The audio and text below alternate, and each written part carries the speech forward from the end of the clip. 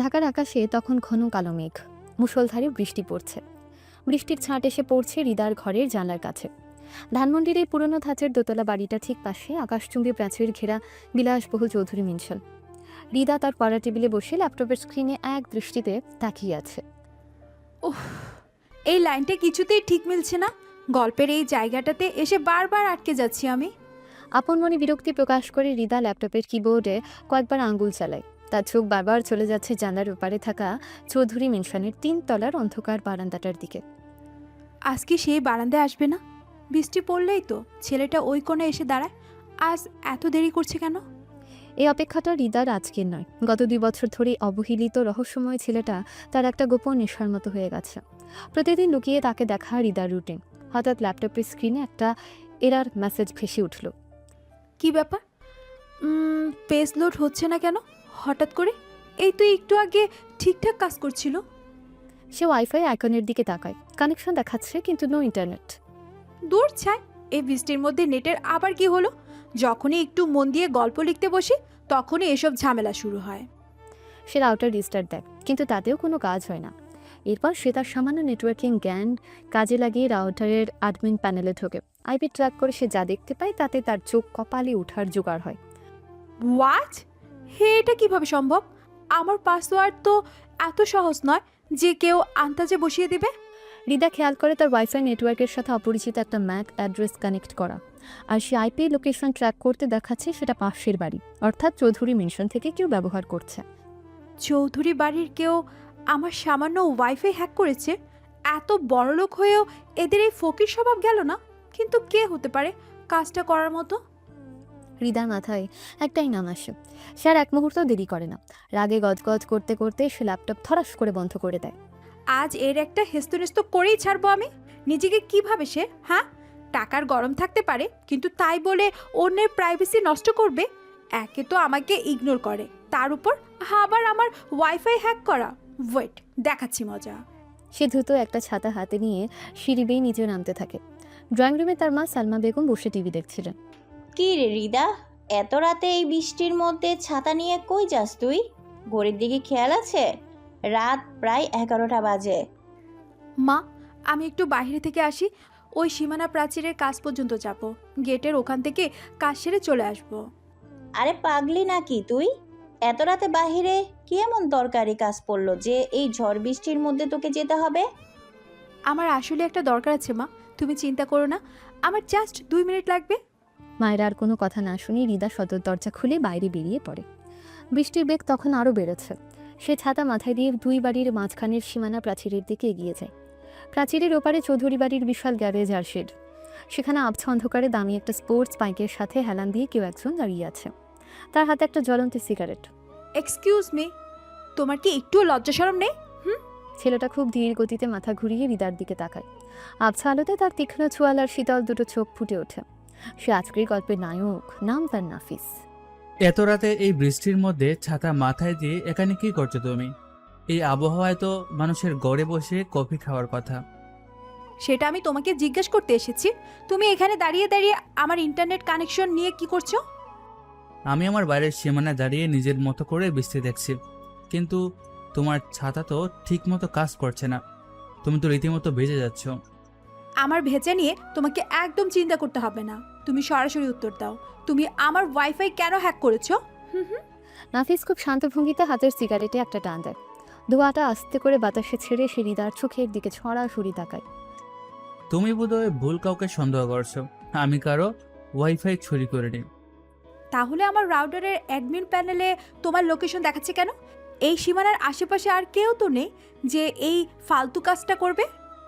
আমি আবারও খুব শান্তভাবে বলছি, আমি তোমার ওই নেটওয়ার্ক চুরি করিনি হৃদা। তুমি অযথা চিৎকার করছো।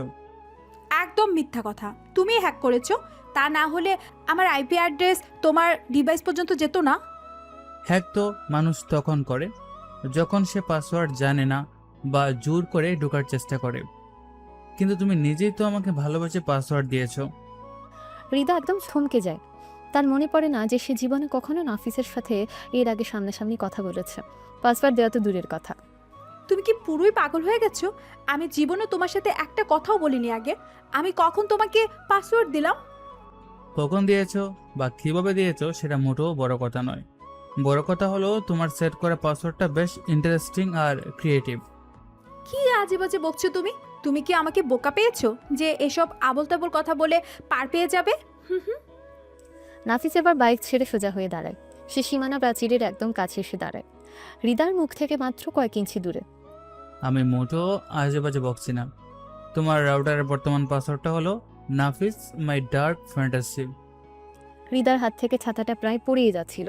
তার পুরো শরীর যেন এক নিমিষে জমে বরফ হয়ে যায়। তার বুকের ভেতর হাতুড়ির মতো হৃৎপিণ্ড আছড়ে পড়ছে। তুমি তুমি এই নামটা কিভাবে? কি হলো, হঠাৎ করে গলার স্বর এমন আটকে যাচ্ছে কেন তোমার? এই মিষ্টি পাসওয়ার্ড তো তুমি নিজেই তোমার নিজের হাতে সেট করেছো, তাই না? আমি জানতে চাই তুমি এটা কিভাবে জানলে? এই পাসওয়ার্ড তো আমার ল্যাপটপ ছাড়া আর কোথাও সেভ করা হয় না। আমি অনেক কিছু জানি রিতা, যা তুমি কল্পনা করতে পারবে না। গত 2 বছর ধরে তুমি জানালার পর্দা সামান্য সরিয়ে আমাকে লুকিয়ে লুকিয়ে দেখো। তুমি কি সত্যি ভেবেছো আমি এসব খেয়াল করিনি? হৃদার কান লজ্জায় আর অপমানে লাল হয়ে ওঠে। যার একটা কথাও না বলে নাফিসের দিকে এক পলক তাকিয়ে উল্টো ঘুরে প্রায় দৌড়ে নিজের বাড়ির দিকে চলে আসে।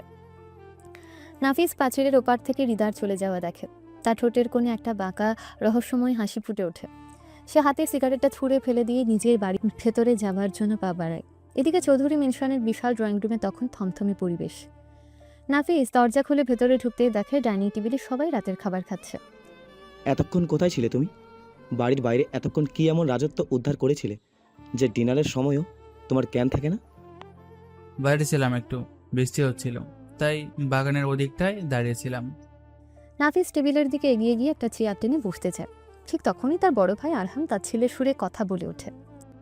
বাবা, তুমি ওকে এসব জিজ্ঞাসা করে কি লাভ পাচ্ছ? সারাদিন তো রাস্তায় ওই বখাটা ছেলেপেলেদের সাথেই আড্ডা মারে আর সময় নষ্ট করে। কোম্পানি বা সংসারের তো কোনো কাজই ওকে পাওয়া যায় না। আমি কোথায় আড্ডা মারি বা কার সাথে সময় কাটাই সেটা নিয়ে তোমাকে এত ভাবতে হবে না ভাইয়া। তুমি তোমার কাজ নিয়ে থাকলেই পারো। ভাববো না মানে কি বলছিস তুই? তুই এই স্বনামধন্য চৌধুরী পরিবারের মেজো ছেলে। তোর কি নিজের পজিশন নিয়ে সামান্যতম কোনো স্ট্যাটাস জ্ঞান আছে? বাবার এত বড় বিজনেস, অথচ একদিনের জন্যও তোকে অফিসে পাওয়া যায় না। আরাম একদম ঠিকই বলেছে। তোমার মতো একটা অপদার্থ আর ভবঘুরে ছেড়ে যে আমার পরিবারে জন্ম নিয়েছে, এটাই আমার জীবনের সবচেয়ে বড় ভুল। বাইরের মানুষের কাছে আমার সম্মানের 12টা বাজিয়ে ছাড়ছো তুমি। নাফিস কোনো উত্তর দেয় না। সে শুধু চুপচাপ নিজের প্লেটে খাবার তুলে নিতে থাকে। তাকে দেখে মনে হচ্ছে এসব কথা তার গা সওয়া হয়ে গেছে। বাবা, মেজো ভাই তো আজ কোনো খারাপ কিছু করেনি। তোমরা সব সময় ওকে এইভাবে বিনা কারণে বকাবকি করো কেন? আয়ান, তুমি চুপ করে নিজের খাবার খাও। তুমি এখনও অনেক ছোট। তুমি জানো না তোমার এই ভাই কতটা দায়িত্বহীন আর বেপরোয়া। ওর সাথে আসলে কথা বলাই বেকার বাবা। ওর দ্বারা জীবনেও কোনো কিছু হবে না। ওকে ওর মতন গোল্লায় যেতে দাও। আমি কালকেই বড় প্রজেক্টের ফাইলটা রেডি করছি। তুমি খামোখা টেনশন না করে শুয়ে পড়ো। নাফিস অর্ধেক খাবার রেখে উঠে দাঁড়ায়। সে প্লেটটা ঠেলে দিয়ে কারো দিকে না তাকিয়ে সিঁড়ি বেয়ে নিজের ঘরের দিকে চলে যায়। অন্যদিকে হৃদা নিজের ঘরে এসে দরজা আটকে দেয়। তার বুক তখনও ধরফর করছে। সে ভেজা কাপড়েই বিছানায় বসে পড়ে। হাল্লা, ও সব জানে। গত 2 বছরে আমার সব পাগলামির কথা ও জানে। আমি এখন কোন মুখে ওই ছেলেটা সামনে যাব? রাত তখন প্রায় 1টা বাজে। বৃষ্টি থেমে গেছে, তবে বাইরের দমকা হাওয়া বইছে। হৃদা কাপড় পাল্টে ল্যাপটপ নিয়ে আবার বসেছে, কিন্তু তার মাথায় শুধু নাফিসের ওই বাঁকা হাসিটা ঘুরপাক খাচ্ছে। নাফিস মাই ডার্ক ফ্যান্টাসি। ছি, কত বড় একটা বোকামি করেছি আমি। এই ফালতু পাসওয়ার্ডটা আমার অনেক আগে পাল্টে ফেলা উচিত ছিল। হঠাৎ হৃদা খেয়াল করে তার ঘরের জানলার পর্দাটা বাতাসে একটু বেশিই উঠছে। সে জানলার দিকে তাকাতে তার রক্তহীন হয়ে যায়। আ কে ওখানে? হৃদা চিৎকার করে ওঠার আগে কালো হুডি পর একটা অবয়ব দ্রুত ঘরের ভেতর ঢুকে আসে এবং হৃদার মুখ শক্ত করে চেপে ধরে তাকে দেয়ালের সাথে আটকে রইল। চুপ, একদম চিৎকার করবে না রিতা। যদি একটা শব্দ করেছো তাহলে কিন্তু ফল খুব একটা ভালো হবে না। হৃদা ভয়ে চোখ বড় বড় করে তাকায়। তার ঠিক সামনে দাঁড়িয়ে আছে নাফিস। তার ভেজা চুল বেয়ে পানি পড়ছে। দুজনের মধ্যে দূরত্ব মাত্র কয়েক ইঞ্চির। ছাড়ো আমাকে। আমি তোমার মুখ থেকে হাত সরাচ্ছি, কিন্তু কোনো রকম চালাকি করে চিল্লাপাল্লা করবে না, পরিষ্কার বুঝেছো কথাটা? রিতা মাথা নেড়ে সম্মতি দেয়। নাফিস ধীরে ধীরে তার মুখ থেকে হাত সরিয়ে নেয়। তুমি কি সত্যি পাগল হয়ে গেছো নাফিস? এত রাতে এই বৃষ্টির মধ্যে দেয়াল টপকে আমার ঘরে কি করছো তুমি? হ্যাঁ, যদি আমার মা বা অন্য কেউ দেখে ফেলতো তাহলে কি ভয়ঙ্কর অবস্থা হতো একবার ভেবেছো? চিন্তা করো না, কেউ আমাকে দেখেনি। আর আমি তো এখানে এমনি এমনি ঘুরতে আসিনি। তুমি যে এতক্ষণ আমার বিরুদ্ধে তোমার ওয়াইফাই চুরি করার অভিযোগ দিলে, সেটার একটু সুন্দর আর প্র্যাকটিক্যালি জবাব দিতে এসেছি। তখন তো জবাব দিতে পারিনি, কারণ লজ্জায় তুমি দৌড়ে চলে এলে। আমার তোমার কাছ থেকে কোনো জবাবের দরকার নেই, যা বলার তো ওখানেই বলেছো। তুমি দয়া করে এক্ষুনি আমার ঘর থেকে আগের মতো বেরিয়ে যাও। নাফিস রিদার কথা একদম কানে তোলে না। সে রিদার হাত থেকে ল্যাপটপটা টেনে নেয় এবং রিদার বিছানায় গিয়ে আরাম করে বসে। ল্যাপটপ দাও বলছি আমাকে। তুমি হঠাৎ করে আমার পার্সোনাল জিনিসে হাত দিচ্ছ কেন? একটু শান্ত হয়ে বসো। আমি শুধু দেখতে চাই তোমার এই ছোট্ট ল্যাপটপটার ভেতর আমাকে নিয়ে আর কি কি ইন্টারেস্টিং জিনিস লুকানো আছে। এতে তোমার দেখার মতো কিছুই নেই নাফিস। এটা আমার সম্পূর্ণ পার্সোনাল ল্যাপটপ। প্লিজ এটা রেখে দাও। রিদা ল্যাপটপটা কেড়ে নিতে গেলে নাফিস এক হাত দিয়ে রিদার হাত ধরে হেঁচকা টান মারে। রিদা তাল সামলাতে না পেরে সরাসরি নাফিসের খুব কাছে বিছানায় পড়ে যায়। পার্সোনাল বলে কি কিছু আছে তোমার? গত 2 বছর ধরে তোমার জীবনের সবটাই তো শুধু আমাকে ঘিরে আবর্তিত হয়েছে, তাই না রিতা? হাত ছাড়ো আমার। তুমি খুব জোরে ধরেছো, আমার সত্যি অনেক ব্যথা লাগছে। নাফিস রিদার হাত ছেড়ে দেয়। সে 1 সেকেন্ডের মধ্যে রিদার ল্যাপটপের পাসওয়ার্ড বাইপাস করে ফেলে। তুমি আমার ল্যাপটপে এই জটিল পাসওয়ার্ড কিভাবে জানলে? এটা তো আমার বেস্ট ফ্রেন্ড তানিয়াকেও কোনোদিন বলিনি। আমি চাইলে দুনিয়ার অনেক কিছু খুব সহজে জানতে পারি রিতা। যেমন ধরো, আমি এটাও খুব ভালো করেই জানি যে তোমার ল্যাপটপের ডি ড্রাইভে ওই হিডেন ফোল্ডারটাতে তুমি ঠিক কি কি যত্ন করে রেখেছো। নাফিস মাউস ক্লিক করে ফোল্ডারটা ওপেন করে দেয়।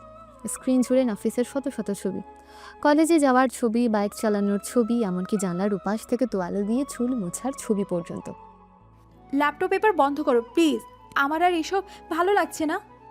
এ তো শখ তোমার আমাকে নিয়ে। একটা মানুষের জন্য তোমার ভেতরে এত মারাত্মক অবসেশন কিভাবে কাজ করে রিতা? হ্যাঁ, আমার অবসেশন আছে তোমাকে নিয়ে, তো কি হয়েছে তাতে? আমি তো আর তোমার কোনো ক্ষতি করছি না। কি হচ্ছে জানো, তুমি তোমার জীবনের মূল্যবান সময়গুলো আমার পেছনে বেকার নষ্ট করছো, যার কোনো ভবিষ্যৎ নেই। মানে কি বুঝতে চাইছো তুমি? কথাটা একটু পরিষ্কার করে বলবে? কথাটার পরিষ্কার মানে হলো, তুমি আমাকে নিয়ে মনে মনে যত রঙিন স্বপ্ন দেখো না কেন, তাতে তোমার দিন শেষে কোনো লাভই হবে না। নাফিস ল্যাপটপটা পাশে সরিয়ে রেখে রিদার একদম চোখের দিকে তাকায়। তার গলার স্বর এবার অনেক বেশি শীতল আর সিরিয়াস শোনায়। আমি তোমার মতো সাধারণ অতিরিক্ত ইমোশনাল আর ড্রামাটিক মেয়েদের দিকে ভুলেও ফিরে তাকাই না। You are not my type Rida. আমার দুনিয়াটা তোমার এই সাধারণ জীবনের চেয়ে অনেক বেশি আলাদা আর অন্ধকার। তুমি আমার এই সাধারণ দুনিয়া সম্পর্কে ঠিক কি জানো? তুমি তো শুধু তোমার ওই বড়লোক বাবার টাকার গরম আর নিজের অহংকার নিয়ে বেঁচে আছো। তুমি ভুল ভাবছো, এটা মোটেও আমার অহংকার নয় রিদা, এটাই হলো রিয়ালিটি। আমার মতো একটা ছেলের থেকে নিরাপদ দূরত্ব থাকাই তোমার জন্য সবচেয়ে ভালো হবে। আর যদি আমি তোমার কথা না শুনি, যদি আমি তোমার থেকে দূরে না থাকি, তাহলে কি করবে তুমি? তাহলে তুমি তোমার জীবনের খুব বড় একটা ভুল করবে, আর আমি কোনোভাবেই চাই না তুমি আবেগ দিয়ে সেই বোকামিটা করো। রিদা এবার আর তার ভয় পায় না। সে সোজা হয়ে বসে নাফিসের চোখের দিকে তীব্র আত্মবিশ্বাসের সাথে তাকায়। শোনো নাফিস, আজ আমি তোমার টাইপ নাই হতে পারি। আজ হয়তো তুমি তোমার অহংকারের জন্য আমাকে বারবার ইগনোর করছো, তবে একদিন। শুধু আজ না রিতা, তুমি লিখে রাখো, আমি আমার পুরোটা জীবন এভাবেই সবসময় তোমাকে ইগনোর করে যাব। তুমি সারা জীবন পারবে কি না সেটা তো সময় ঠিক করে দেবে, কিন্তু আজ এই মুহূর্তে আমি তোমাকে একটা খোলা চ্যালেঞ্জ করছি। চ্যালেঞ্জ? তুমি আমাকে চ্যালেঞ্জ করবে? তোমার এই কনফিডেন্স দেখে আমি সত্যি অবাক হচ্ছি। হ্যাঁ, আমি তোমাকে চ্যালেঞ্জ করছি। একদিন তুমি এই সাধারণ মেয়েটার জন্য পাগলের মতো ঘুরবে। আমার এই সাধারণ দুনিয়াতেই তুমি নিজে থেকে এসে ধরা দেবে। এটা আমার চ্যালেঞ্জ রইল তোমার কাছে। নাফিস রিদার এই সাহসিকতা দেখে মনে মনে একটু অবাক হলেও বাইরে সে একটা তাচ্ছিলের হাসি হাসে। তোমার এই অবাস্তব চ্যালেঞ্জটা শুনে আমি সত্যি খুব হাসি পাচ্ছে। তবে ঠিক আছে, যদি তোমার এতই আত্মবিশ্বাস থাকে, তাহলে দেখা যাবে শেষ পর্যন্ত কে যেতে। নাফিস উঠে দাঁড়ায়। সে জানলার কাছে গিয়ে গ্রিল ধরে একবার বাইরে তাকায়, তারপর ঘাড় ঘুরিয়ে রিদাকে শেষ পারের মতো দেখে। যাওয়ার আগে একটা ফ্রি অ্যাডভাইস দিয়ে চাই। তোমার ল্যাপটপের ওই মানদাতা আমলের অ্যান্টিভাইরাসটা একটু আপডেট করে নিও। তোমার সিস্টেম এতই দুর্বল যে খুব সহজেই হ্যাক করা যায়। রিদা কিছু বলার আগে নাফিস যেভাবে নিঃশব্দে এসেছিল ঠিক সেভাবেই জানলার কার্নিশ পেয়ে অন্ধকারে মিলিয়ে যায়। রিদা জানলার কাছে গিয়ে দাঁড়ায়, তার হার্টবিট এখনো নর্মাল হয়নি। কিছুক্ষণ পর নাফিস 2 বাড়ির দেয়াল টপকে খুব সাবধানে নিজের ঘরের বেলকনিতে এসে পৌঁছায়। সে কাছে স্লাইডিং ডোরটা আটকে দিয়ে ঘরের পর্দা টেনে দেয়। পুরো ঘরে কোনো আলো নেই। নাফিস তার বিশাল ওয়ার্ড্রবের কাছে যায়। সে ওয়ার্ড্রবের একটা গোপন প্যানেলে হাত রাখে। সেখানে একটা বায়োমেট্রিক ফিঙ্গারপ্রিন্ট স্ক্যানার আছে। Finally phantom is back to his own kingdom. সে স্ক্যানারে আঙুল রাখতে ওয়ার্ড্রবের পেছনের বিশাল একটা গোপন দরজা নিঃশব্দে খুলে যায়। দরজা পেরোলেই একটা সম্পূর্ণ অন্য জগৎ, বিশাল এক আন্ডারগ্রাউন্ড সাইবার স্পেস। ঘরের তাপমাত্রা একদম হিমশীতল। পুরো ঘর জুড়ে 5-6টা বড় বড় বাঁকানো মনিটর জ্বলছে। চারপাশে অজস্র তার, হাই এন্ড সার্ভার র্যাক আর নীল রঙের নিয়ন আলো। পরিবারের অবহেলিত অপদার্থ মেজর ছেলে নাফিস আসলে ডার্ক ওয়েবের সবচেয়ে ভয়ঙ্কর এবং ধনকুবের হ্যাকার। পুরো সাইবার আন্ডারওয়ার্ল্ড তাকে ফ্যান্টম নামে চেনে। তার বেনামি ক্রিপ্টো অ্যাকাউন্টে শত শত কোটি টাকা পড়ে আছে, যা তার পরিবার ঘুণাক্ষরেও জানে না। নাফিস তার আরামদায়ক গেমিং চেয়ারে বসে। সে মাঝখানের মেইন মনিটরটা অন করে এবং কিবোর্ডে খুব দ্রুত কিছু কোড টাইপ করতে শুরু করে। লেটস সি, আমাকে এত বড় চ্যালেঞ্জ ছুড়ে দিয়ে ম্যাম রিদা এখন নিজের রুমে বসে ঠিক কী করছেন? সে এন্টার চাপতে মনিটরের একটা অংশে রিদার ল্যাপটপের ওয়েবক্যামের লাইভ ফিড চালু হয়েছে। নাফিস আসলে রিদার ওয়াইফাই হ্যাক করেনি, সে ইচ্ছে করে রিদার ল্যাপটপে একটা অ্যাডভান্সড স্পাইওয়্যার ইনস্টল করেছিল। ক্যামেরার ফিডে দেখা যাচ্ছে রিদা বিছানার একপাশে দাঁড়িয়ে আছে। বৃষ্টির পানিতে ভিজে যাওয়ায় সে আনমনে তার গায়ের ভেজা কামিজটা ধীরে ধীরে খুলে ফেলে। ভেতরে পড়া একটা সরু ফিতার স্লিভলেস টপসে তার ফর্সা কাঁধ, গলার ভাঁজ আর আকর্ষণীয় শারীরিক গঠন ল্যাপটপের ক্যামেরায় বেশ স্পষ্টভাবে ধরা পড়ে।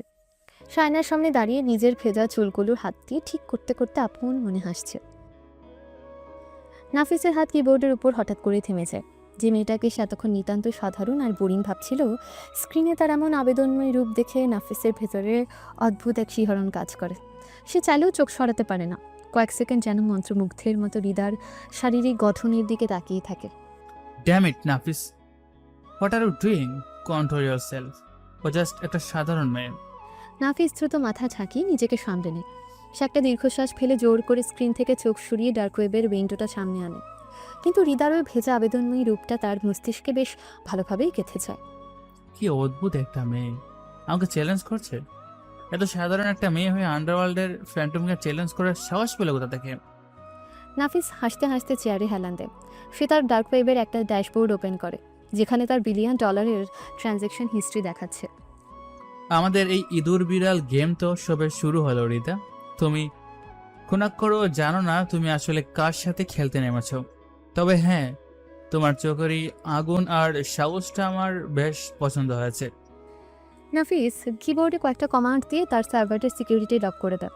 অন্ধকারে মনিটরের নীল আলো তার চেহারায় এক রহস্যময় ছায়া তৈরি করে। সে তার হেডফোনটা কানে লাগিয়ে একটা ডার্ক ওয়েবের ক্লায়েন্টের সাথে ভয়েস কলে যুক্ত হয়। Yes, Phantom hair. আশা করি তোমাদের সব সেট আপ রেডি আছে। এবার tell me the next target. দর্শক বন্ধুরা, আশা করি সবার পরিচয় মোটামুটি পেয়ে গেছেন। আমি আর একজন একজন করে পরিচয় দিলাম না, গল্পের সাথে থাকলে সবই বুঝতে পারবেন। রাতের সে ভয়ঙ্কর ঝড় বৃষ্টির পর সকালের স্নিগ্ধ রোদ ঢাকার বুকে ছড়িয়ে পড়েছে।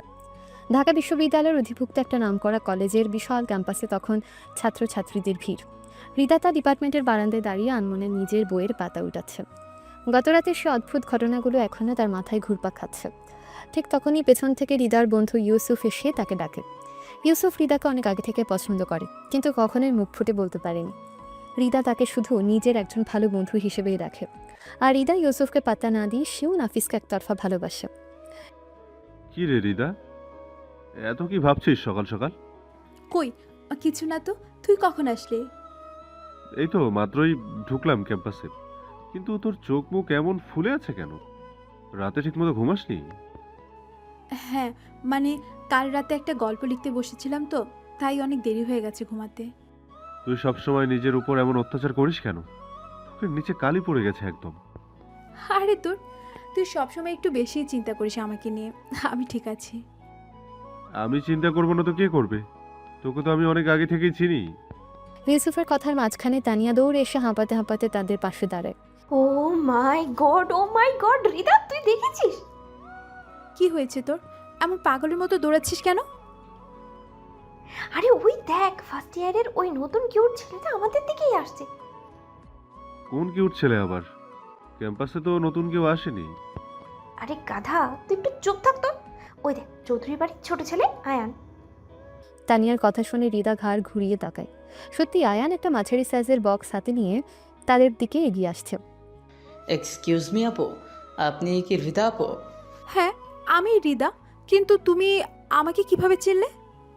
আসলে আমি আপনাকে দেখেছি কয়েকবার, আর কাল রাতে তো অনেক ঝামেলা হয়ে গেল। ঝামেলা? কিসের ঝামেলা? কাল রাতে মেজু ভাইয়া হঠাৎ করে আপনাদের বাসার ওয়াইফাই রাউটারটা নিয়ে এসে নিচের রুমে আছাড় মেরে ভেঙে ফেলেছে। হৃদা অবাক হয়ে যায়। নাফিস কাল রাতে তার ঘর থেকে বের হয়ে নিজের ঘরে গিয়ে রাউটারটাই ভেঙে দিয়েছে। এটা সে ভাবতেই পারেনি। ভেঙে ফেলেছে? কিন্তু কেন? সেটা তো আমি জানি না আপু, ভাইয়ার তো সব সময় মাথা গরম থাকে। তবে বাবা খুব বকা দিয়েছে ভাইয়াকে, তাই আমি আমার পকেট মানি দিয়ে আপনার জন্য এই নতুন রাউটারটা কিনে এনেছি। আরে না না আয়ান, তোমার পকেট মানে খরচ করার কি দরকার ছিল? আমি নিজেই ম্যানেজ করে নিতাম। প্লিজ আপু, এটা আপনি রাখুন। ভাইয়ার হয়ে আমি আপনার কাছে সরি বলছি। তানিয়া পাশ থেকে মুগ্ধ চোখ আয়ানের দিকে তাকিয়ে থাকে। আর আয়ান এখানে আসার মূল উদ্দেশ্য হলো তানিয়ার সাথে দেখা করা। তানিয়া আর নিজেকে সামলাতে না পেরে কথা বলে ওঠে। তুমি কত সুইট আয়ান, তোমার ওই খিটখিটে মেজাজ ভাইয়ের মতো একদমই না। থ্যাংক ইউ আপু, তাহলে আমি রাউটারটা এখানেই রেখে যাচ্ছি। আয়ান রাউটারটা হৃদার হাতে দিতে যাবে তখনই ঠিক চারপাশের পরিবেশ যেন মুহূর্তের মধ্যে থমথমে হয়ে যায়। ক্যাম্পাসের ছাত্রছাত্রীরা ভয়ে ভয়ে দুই পাশে সরে গিয়ে একটা রাস্তা করে দেয়। ওই বখাটে ছেলেটা আবার এইদিকে আসছে কেন? কালো লেদার জ্যাকেট আর ডার্ক জিন্স পরে অত্যন্ত রাফ অ্যান্ড টাফ লুকে নাফিস তাদের দিকে এগিয়ে আসছে। তার চোখের চাহনি এতটাই ধারালো যে কেউ তার দিকে সরাসরি তাকাতে সাহস পাচ্ছে না। রিদা, আমার খুব ভয় করছে। ও কেন আসছে? তুই শান্ত হো তানিয়া, আমি দেখছি ব্যাপারটা। নাফিস সোজা এসে আয়নের পাশে দাঁড়ায়। সে হৃদার দিকে একবার শীতল দৃষ্টিতে তাকায়। তারপর কোনো কথা না বলে আয়ানের হাত থেকে রাউটারের বক্সটা এক ঝটকায় কেড়ে নেয়। ভাইয়া, কি করছো তুমি? এটা আমি হৃদা আপুর জন্য এনেছি।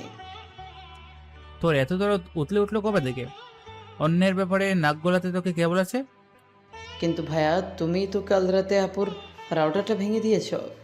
ওনার তো অনেক প্রবলেম হচ্ছে। আমার যা ইচ্ছে আমি ভেঙেছি। তুই এখান থেকে সোজা ক্লাসে যায়ান। নাফিসের ধমক শুনে আয়ান আর কথা বাড়াতে সাহস পায় না।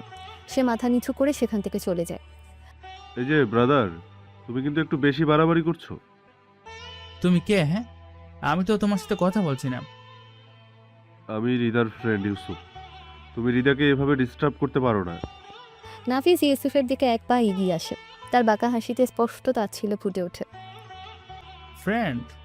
তা এই ফ্রেন্ড কি শুধু ফ্রেন্ডই নাকি মনে মনে অন্য কোনো স্বপ্ন দেখে? মাইন্ড ইওর ল্যাঙ্গুয়েজ নাফিস। আমি কিন্তু কলেজ প্রিন্সিপালকে কমপ্লেন করব। শখ থাকলে করতে পারো, তবে আমার মনে হয় তোমার নিজের চরকায় তেল দেওয়া উচিত ইউসুফ। নাফিস ইউসুফের সম্পূর্ণ ইগনোর করে হৃদার দিকে তাকায়। হৃদার আগে ফুসছে, কিন্তু তার চোখের ভেতর কাল রাতের সে আবেদনময়ী রূপের ছবিটা নাফিসের মাথায় এখনো ভাসছে। তুমি কি আমাকে একটু শান্তিতে থাকতে দিবে না নাফিস? আমার রাউটার আমাকে দিয়ে দাও। তোমার জিনিস আমি কেন নেব? এটা তো আয়ানের টাকা দিয়ে কেনা। কিন্তু ওটা আমার জন্য এনেছিল। অ্যাজ আই সেড, আমি এত সহজে কিছু দেই না হৃদয়। তাহলে তুমি কি চাও? তুমি বারবার আমার সাথে এমন কেন করছো? খুব জানতে ইচ্ছা করছে। তাহলে রাউটার পেতে হলে তোমাকে একটু কষ্ট করতে হবে ম্যাম। নাফিস রাউটারের বক্সটা হাতে নিয়ে উল্টো দিকে হাঁটতে শুরু করে। সে ঘাড় ঘুরিয়ে হৃদাকে চোখের ইশারায় তার পিছু নিতে বলে। হৃদা, তুই একদম যাবি না ওর পিছনে। ছেলেটা মোটেও সুবিধের না। তুই চিন্তা করিস না ইউসুফ, আমি আসছি ওর সাথে কথা বলে। হৃদা ইউসুফের কথা না শুনে নাফিসের পেছন পেছন হাঁটতে শুরু করে। ইউসুফ দূর থেকে চরম হতাশা রাগ নিয়ে হৃদার চলে যাওয়া দেখতে থাকে। এদিকে দুপুরের কড়া রোদ এসে পড়েছে গুলশানে অবস্থিত চৌধুরী গ্রুপের হেডকোয়ার্টার আর চৌধুরী মেনশনের বিশাল ড্রয়িং রুমে। বাড়িতে আজ বড় কয়েকজন ইনভেস্টর আসছেন। ড্রয়িং রুমের মাঝখানে বিশাল সোফায় বসে আছেন চৌধুরী সাহেব। তার ঠিক পাশে ল্যাপটপ হাতে বসে আছে বড় ছেলে আরহাম। সে ইনভেস্টরদের সামনে খুব সুন্দর করে একটা প্রেজেন্টেশন দিচ্ছে। আপনারা দেখতেই পাচ্ছেন স্যার, আমাদের এই নতুন প্রজেক্টটা আগামী 6 মাসের মধ্যে কোম্পানির রেভিনিউ 3 গুণ বাড়িয়ে দেবে। আপনার প্রেজেন্টেশন তো খুব ভালো আরহাম সাহেব, তবে শুনেছি বাজারে আপনাদের রাইভাল কোম্পানি খান গ্রুপও নাকি সেম প্রজেক্ট নিয়ে নামছে। আরে খান গ্রুপ আমাদের আহারামের সামনে কিছুই না। আমার এই বড় ছেলেটা হলো আমার বংশের গর্ভ। ওর মাথা থেকে শুধু ব্যবসার আইডিয়াই বের হয়। ঠিক এমন সময় ড্রয়িং রুমের দরজা ঠেলে ভেতরে প্রবেশ করে নাফিস। তার এক কানে হেডফোন, হাতে একটা কোল্ড ড্রিঙ্কসের ক্যান। দর্শক এখন ভাবছেন নাফিস তো কলেজে রিদাকে নিয়ে কোথাও যাচ্ছিল, তাহলে এখানে কিভাবে এলো? ওয়েট, এর একটা সিক্রেট। রিদা নাফিসের পেছন পেছন গিয়ে কী করেছিল সেটা একটু পরে বলছি। সে ড্রয়িং রুম পেরিয়ে সোজা সিঁড়ির দিকে যাচ্ছিল। এই যে নবাবজাদা, এদিকে এসো। আমাকে ডাকছেন? এখানে তুমি ছাড়া আর কোনো অপদার্থ কি আছে নাকি? কোথায় ছিলে এতক্ষণ? আমার একটা দরকার ছিল, তাই একটু বাইরে গিয়েছিলাম বাবা। দরকার? তোমার আবার কিসের দরকার? সারাদিন তো টোটো করে ঘুরে বেড়ানো ছাড়া তোমার আর কোনোই কাজ নেই। ইনভেস্টার একে অপরের দিকে মুখ চাওয়াচাবি করতে থাকে। সবার সামনে এভাবে অপমানিত হতে দেখে আরহাম মনে মনে খুব আনন্দ পায়। বাবা, তুমি প্লিজ ইনভেস্টরদের সামনে এসব নিয়ে কথা বলো না। ওর জন্য আমাদের কোম্পানির রেপুটেশন নষ্ট হচ্ছে। রেপুটেশন তো ও জন্ম নেওয়ার দিনই নষ্ট হয়েছে। আহারাম, দেখুন আপনারা, এই ছেলেটা হলো আমার পরিবারের সবচেয়ে বড় কলঙ্ক। তা উনি কি কোম্পানিতে জয়েন করবেন না চৌধুরী সাহেব? কোম্পানিতে ওকে আমি আমার কোম্পানির পিয়ন হিসেবেও রাখবো না। এর দ্বারা জীবনেও কিচ্ছু হবে না। এ শুধু আমাদের অন্ন ধ্বংস করার জন্যই জন্ম নিয়েছে। পরিবারের সবার সামনে এই চরম অপমান আর তার ছেলের মাঝেও নাফিসের চেহারায় কোনো পরিবর্তন আসে না। সে শুধু মাথা নিচু করে একটা অদ্ভুত শীতল হাসি হাসে। আপনাদের মিটিং শেষ হলে আমি কি এখন নিজের ঘরে যেতে পারি বাবা? যাও, চোখের সামনে থেকে দূর হও তুমি। তোমাকে দেখলেই আমার মেজাজ খারাপ হয়ে যাচ্ছে। নাফিস সিঁড়ি বেয়ে উপরে উঠতে শুরু করে, কিন্তু সিঁড়ির মাঝামাঝি গিয়ে সে পকেট থেকে তার স্পেশাল ব্ল্যাক স্মার্টফোনটা বের করে।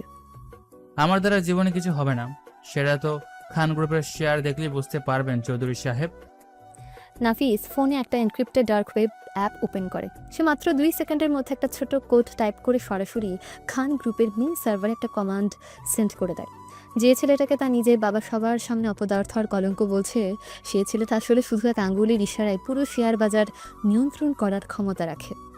নাফিস তার ঘরের দরজা বন্ধ করার ঠিক 2 মিনিটের মাথায় ড্রয়িং রুমে বসে থাকা ইনভেস্টরদের একজনের ফোন প্রচণ্ড শব্দে বেজে ওঠে। হ্যালো, হ্যাঁ, হোয়াট? তুমি কি বলছো এসব? কি হয়েছে মির্জা সাহেব?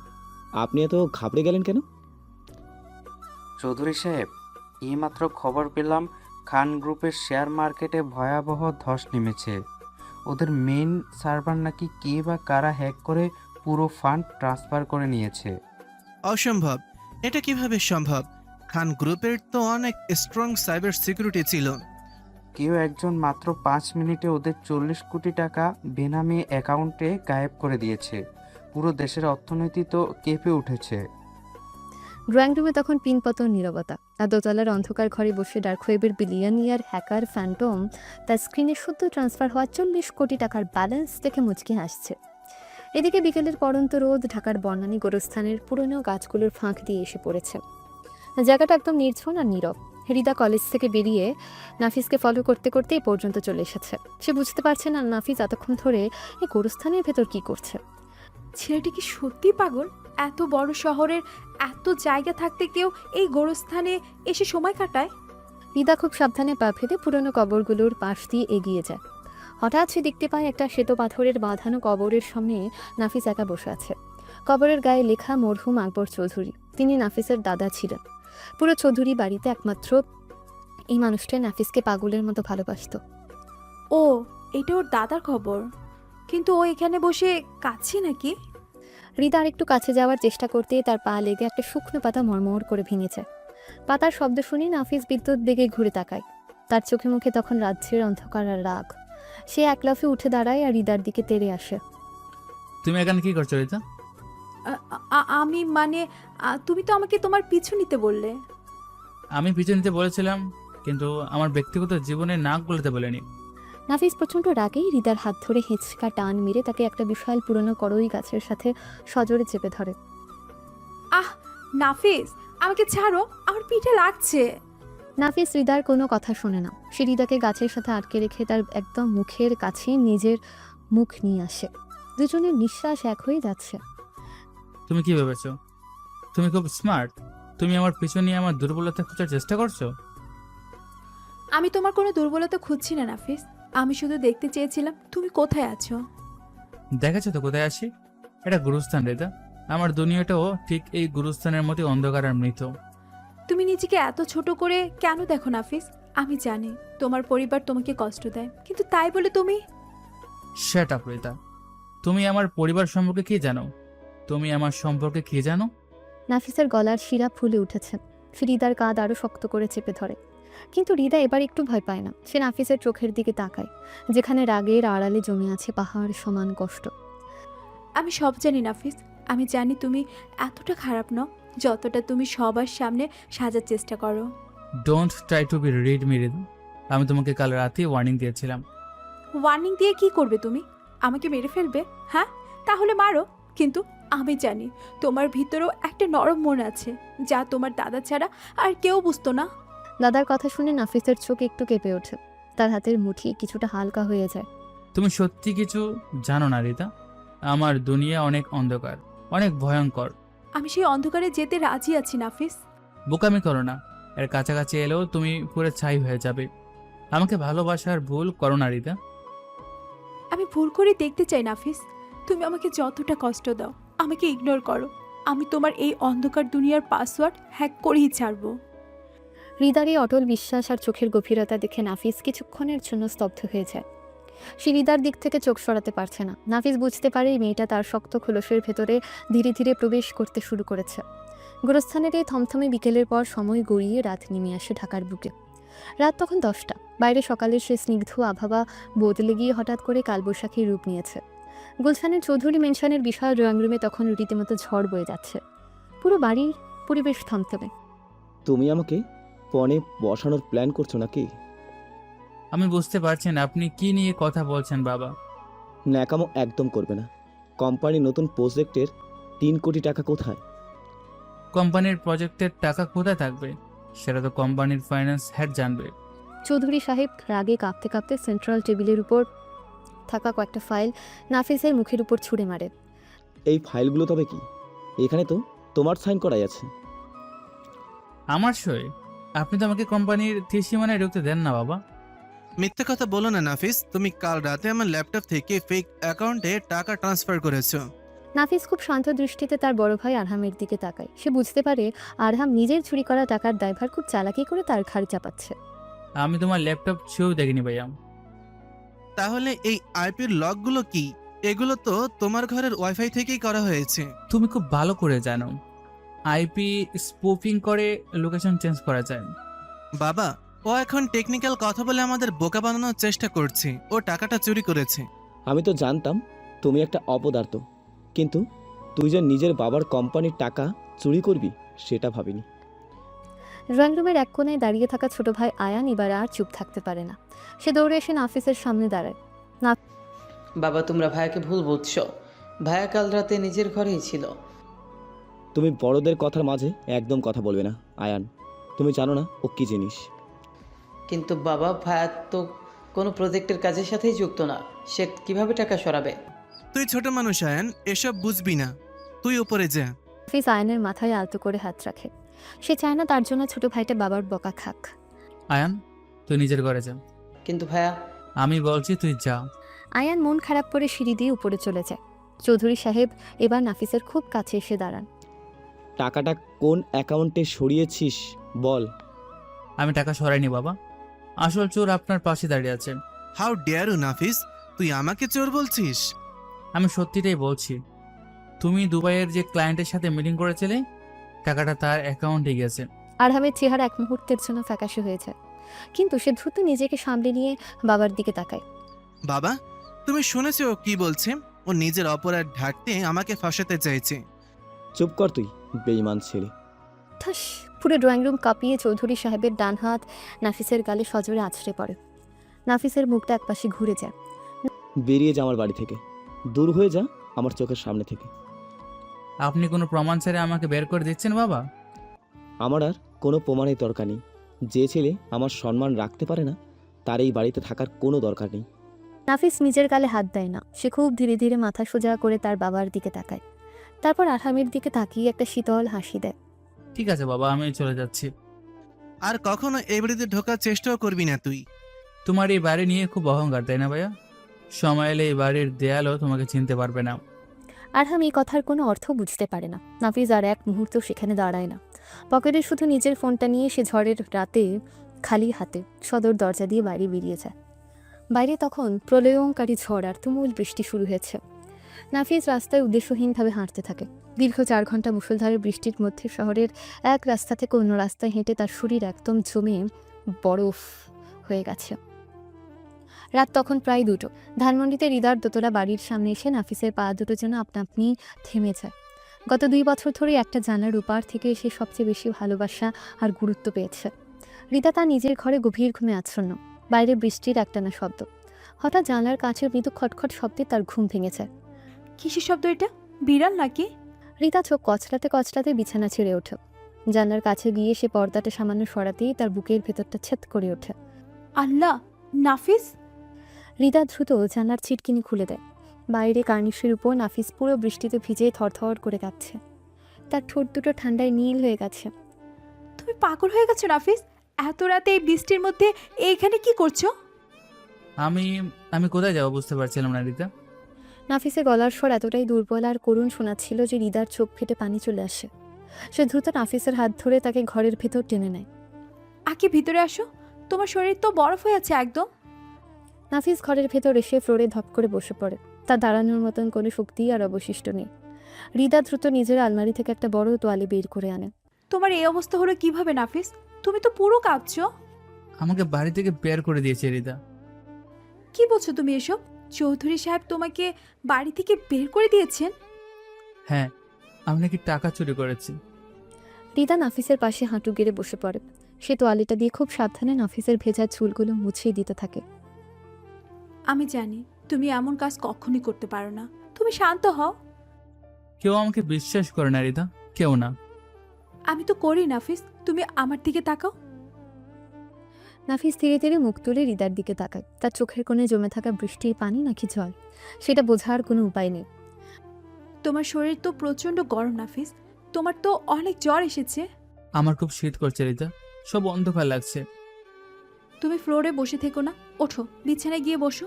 হৃদা অনেক কষ্টে নাফিসকে ধরে টেনে বিছানায় বসে। নাফিসের ভেজা জ্যাকেটটা সে পরম মমতায় খুলে দেয়। তুমি এই কম্বলটা জড়িয়ে শুয়ে পড়ো, আমি গরম পানি নিয়ে আসছি। তুমি যেও না রিতা, প্লিজ তুমি যেও না। নাফিস জ্বরের ঘরে হৃদার হাতটা শক্ত করে ধরে রাখে।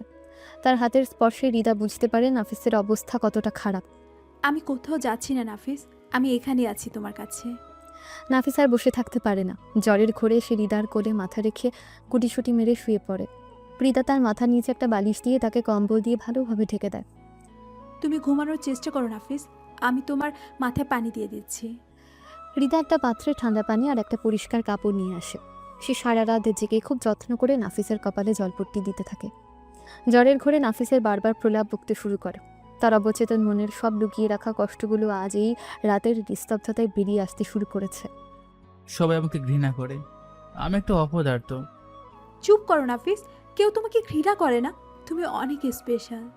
বাবা আমাকে কখনো ভালোবাসেনি, শুধু ভাইয়াকে ভালোবেসেছে। আমি আছি তো নাফিস, আমি তোমাকে ভালোবাসি। হৃদা নিজের অজান্তে কথাটা মুখ দিয়ে বেরিয়ে যায়। নাফিস জ্বরের ঘরেই হৃদার একটা হাত নিজের 2 হাত দিয়ে শক্ত করে বুকের কাছে চেপে ধরে। আমাকে ছেড়ে যাবে না তো রিতা? সবাই তো আমাকে ছেড়ে যায়। কখনোই না নাফিস, দুনিয়া একদিকে হয়ে গেল, আমি তোমাকে ছাড়বো না। হৃদার চোখ দিয়ে অঝরে পানি পড়তে থাকে। যে ছেলেটাকে সে গত 2 বছর ধরে একটা অহংকারী রাগী আর পাথর হৃদয়ের মানুষ ভেবেছে, আজ তারই অসহায় রূপ দেখে হৃদার বুকের ভেতরটা দুমড়ে মুচড়ে যায়। এভাবেই রাত পেরিয়ে ভোরের আলো ফুটতে শুরু করে। নাফিসের মাথায় হাত বুলিয়ে দিতে দিতে হৃদাও একসময় ক্লান্ত হয়ে বিছানার একপাশে হেলান দিয়ে ঘুমিয়ে পড়ে। সকাল 8টা। জানলার ফাঁক দিয়ে রোদ এসে হৃদার চোখে পড়তেই তার ঘুম ভেঙে যায়। সে ধর্মড় করে উঠে বসে। নাফিস, তোমার কি জ্বর কমেছে? কিন্তু হৃদা খেয়াল করে বিছানা একদম ফাঁকা। নাফিস সেখানে নেই। কম্বলটা খুব সুন্দর করে ভাঁজ করে বিছানার একপাশে রাখা আছে। নাফিস কোথায় গেল? ওর শরীর তো পুরো খারাপ ছিল। হৃদা পুরো ঘর খুঁজেও তাকে পায় না। হঠাৎ তার চোখ যায় নিজের বালিশের দিকে। সেখানে একটা ছোট চিরকুট রাখা।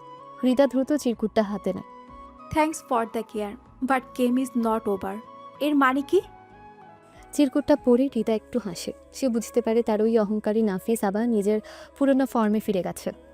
এদিকে ঢাকার ঠিক মাঝখানে বনানীর সবচেয়ে উঁচু এবং বিলাসবহুল কমার্শিয়াল টাওয়ারের একদম টপ ফ্লোরের একটা পেন্ট হাউস। এই পেন্ট হাউসটা 5 স্টার হোটেলের চেয়েও বেশি বিলাসবহুল। পুরো ফ্লোর জুড়ে শুধু হাইটেক কম্পিউটার, সার্ভার আর সিসিটিভি স্ক্রিন। লিফটের দরজা খুলে ভেতরে প্রবেশ করে নাফিস। তার পরনে এখন আর গত রাতের সে ভেজা জামা কাপড় নেই। একটা দামি ব্ল্যাক স্যুট পরা, চোখে মুখে গত রাতের সেই দুর্বলতার কোনো ছাপ নেই। ওয়েলকাম ব্যাক বস। আপনার শরীর এখন ঠিক আছে? আমি একদম ঠিক আছি জায়েদ। আপডেট কি? জায়েদ হলো নাফিসের সাইবার টিমের চিফ কমান্ডার। সে নাফিসের দিকে একটা ট্যাব এগিয়ে দেয়।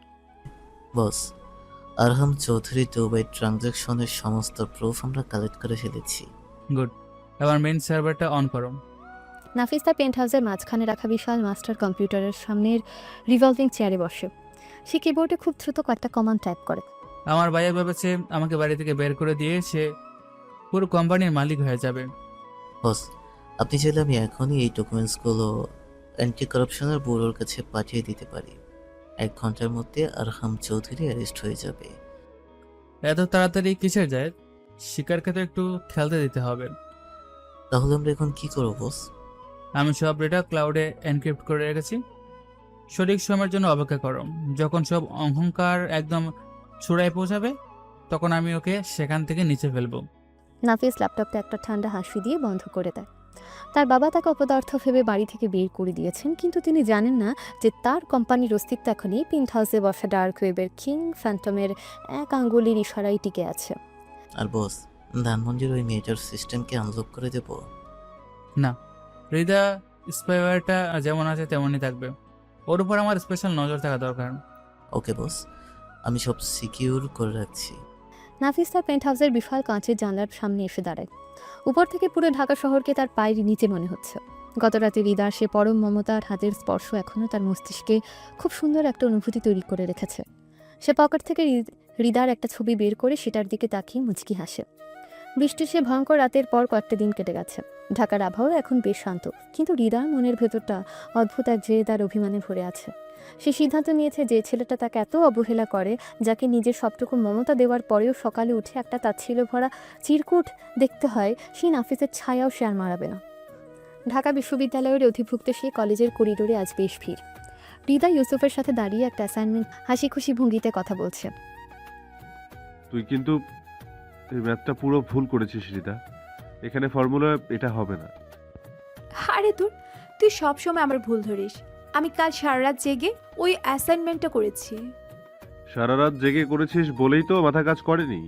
দে খাতাটা দে, আমি ঠিক করে দিচ্ছি। হৃদা হেসে ইউসুফের হাতে খাতাটা দেয়। ঠিক সেই মুহূর্তে করিডোরের অন্য পাশ দিয়ে হেঁটে আসছিল নাফিস। তার পরনে কালো শার্ট, চোখে মুখে সেই চিরচেনা শীতল ভাব। নাফিস ভেবেছিল হৃদা তাকে দেখলে আগের মতো তাকিয়ে থাকবে, হয়তো কথা বলার চেষ্টা করবে, কিন্তু হৃদা নাফিসকে দেখেও না দেখার ভান করে ইউসুফের সাথে হাসতে থাকে। হোয়াট দ্য, ও আমাকে জাস্ট ইগনোর করলো। নাফিস নিজের মনে বিড়বিড় করে। তার চোয়াল শক্ত হয়ে যায়। যে মেয়েটা গত 2 বছর ধরে তাকে দেখার জন্য পাগল ছিল, সে আজ তাকে পাশ কাটিয়ে চলে গেল। নাফিসের ইগোতে চরম আঘাত লাগে। সে করিডোরের পিলারে হেলান দিয়ে দূর থেকে হৃদা আর ইউসুফকে দেখতে থাকে। ইউসুফ হৃদার খুব কাছাকাছি দাঁড়িয়ে কথা বলছে। এটা দেখে নাফিসের ভেতরে অদ্ভুত এক জেলাসি কাজ করতে শুরু করে। রিদা, আজ ক্লাস শেষে আমরা কি একটু বাইরে কোথাও বসতে পারি? কফি শপে? আজ তো আমার একটু লাইব্রেরিতে কাজ ছিল রে। আরে লাইব্রেরির কাজ কাল করিস। আর চল না, অনেকদিন আমরা একান্তে আড্ডা দিই না। আচ্ছা ঠিক আছে, ক্লাস শেষ হোক তারপর দেখছি। হৃদা আর চোখে একবার নাফিসের দিকে তাকায়। সে খুব ভালো করেই বুঝতে পারছে নাফিস তাদের দিকে তাকিয়ে আছে, কিন্তু হৃদা ইচ্ছে করে তাকে কোনো পাত্তা না দিয়ে ক্লাসের দিকে চলে যায়। অন্যদিকে কলেজের ক্যাফেটেরিয়াতে বসে ছোট ভাই আয়ান একটা মোটা বই নিয়ে খুব সিরিয়াস মুখে পড়াশোনা করছিল। হঠাৎ তার টেবিলে এসে বসে তানিয়া। কি ব্যাপার আয়ন সাহেব, এত মনোযোগ দিয়ে কি পড়া হচ্ছে? আয়ান হঠাৎ তানিয়াকে দেখে একটু ঘাবড়ে যায়। সে দ্রুত বইটা বন্ধ করার চেষ্টা করে। আপু আপনি? না মানে কালকের একটা টিউটোরিয়াল ছিল তো সেটাই দেখছিলাম। উফ, তুমি এত নার্ভাস কেন হয়ে যাও আমাকে দেখলে? আমি কি বাঘ নাকি ভাল্লুক? না আপু, আসলে আমি মেয়েদের সাথে খুব একটা কথা বলে না তো, তাই। মেয়েদের সাথে কথা বলো না ভালো কথা, কিন্তু আমার সাথে তো বলতে পারো। আমি তো তোমার ফ্রেন্ড হতে চাই। তানিয়ার কথায় আয়ানের কান লাল হয়ে যায়। সে লাজুক হেসে মাথা নিচু করে ফেলে। আপনার মতো সুন্দর একটা মেয়ে আমার ফ্রেন্ড হতে চাইবে, এটা তো আমার জন্য অনেক বড় ব্যাপার আপু। সুন্দর বলে কিন্তু আমাকে পাম দেওয়া চলবে না। আচ্ছা, তোমার ওই রাগে মেজাজ ভাইয়ের কি খবর? সেই দিন তো অনেক সিন ক্রিয়েট করলো। ভাইয়ের কথা আর বলবেন না আপু, ভাইয়াকে বাবা বাড়ি থেকে বের করে দিয়েছে। ও নাকি কোম্পানির টাকা চুরি করেছে। বলো কি? নাফিস ভাইয়া কোম্পানির টাকা চুরি করেছে? এটা আমি বিশ্বাসই করি না। আমিও করি না আপু। ভাইয়ার অনেক রাগী হতে পারে, কিন্তু ও কখনো চোর হতে পারে না। আমি জানি ভাইয়াকে ফাঁসানো হয়েছে। মন খারাপ করো না আয়ান, সব ঠিক হয়ে যাবে। তুমি চাইলেই তোমার ভাইয়ার ব্যাপারে আমাকে সব কিছু শেয়ার করতে পারো, আমি শুনবো।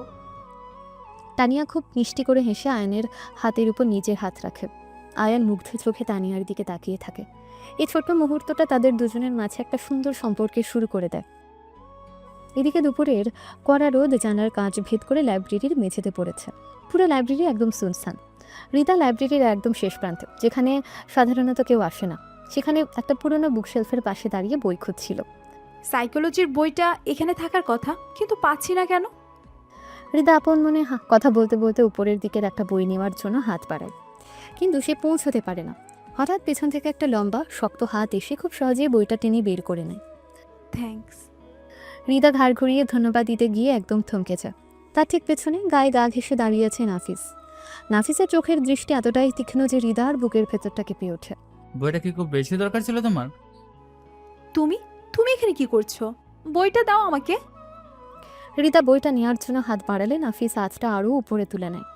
সে এক পা সামনে এগিয়ে আসে, রিতা বাধ্য হয়ে এক পা পিছিয়ে একদম বুকশেলফের সাথে পিঠ ঠেকিয়ে দাঁড়ায়। কি করছো তুমি নাফিস? সরো আমার সামনে থেকে। এত তারা কিছু তোমার?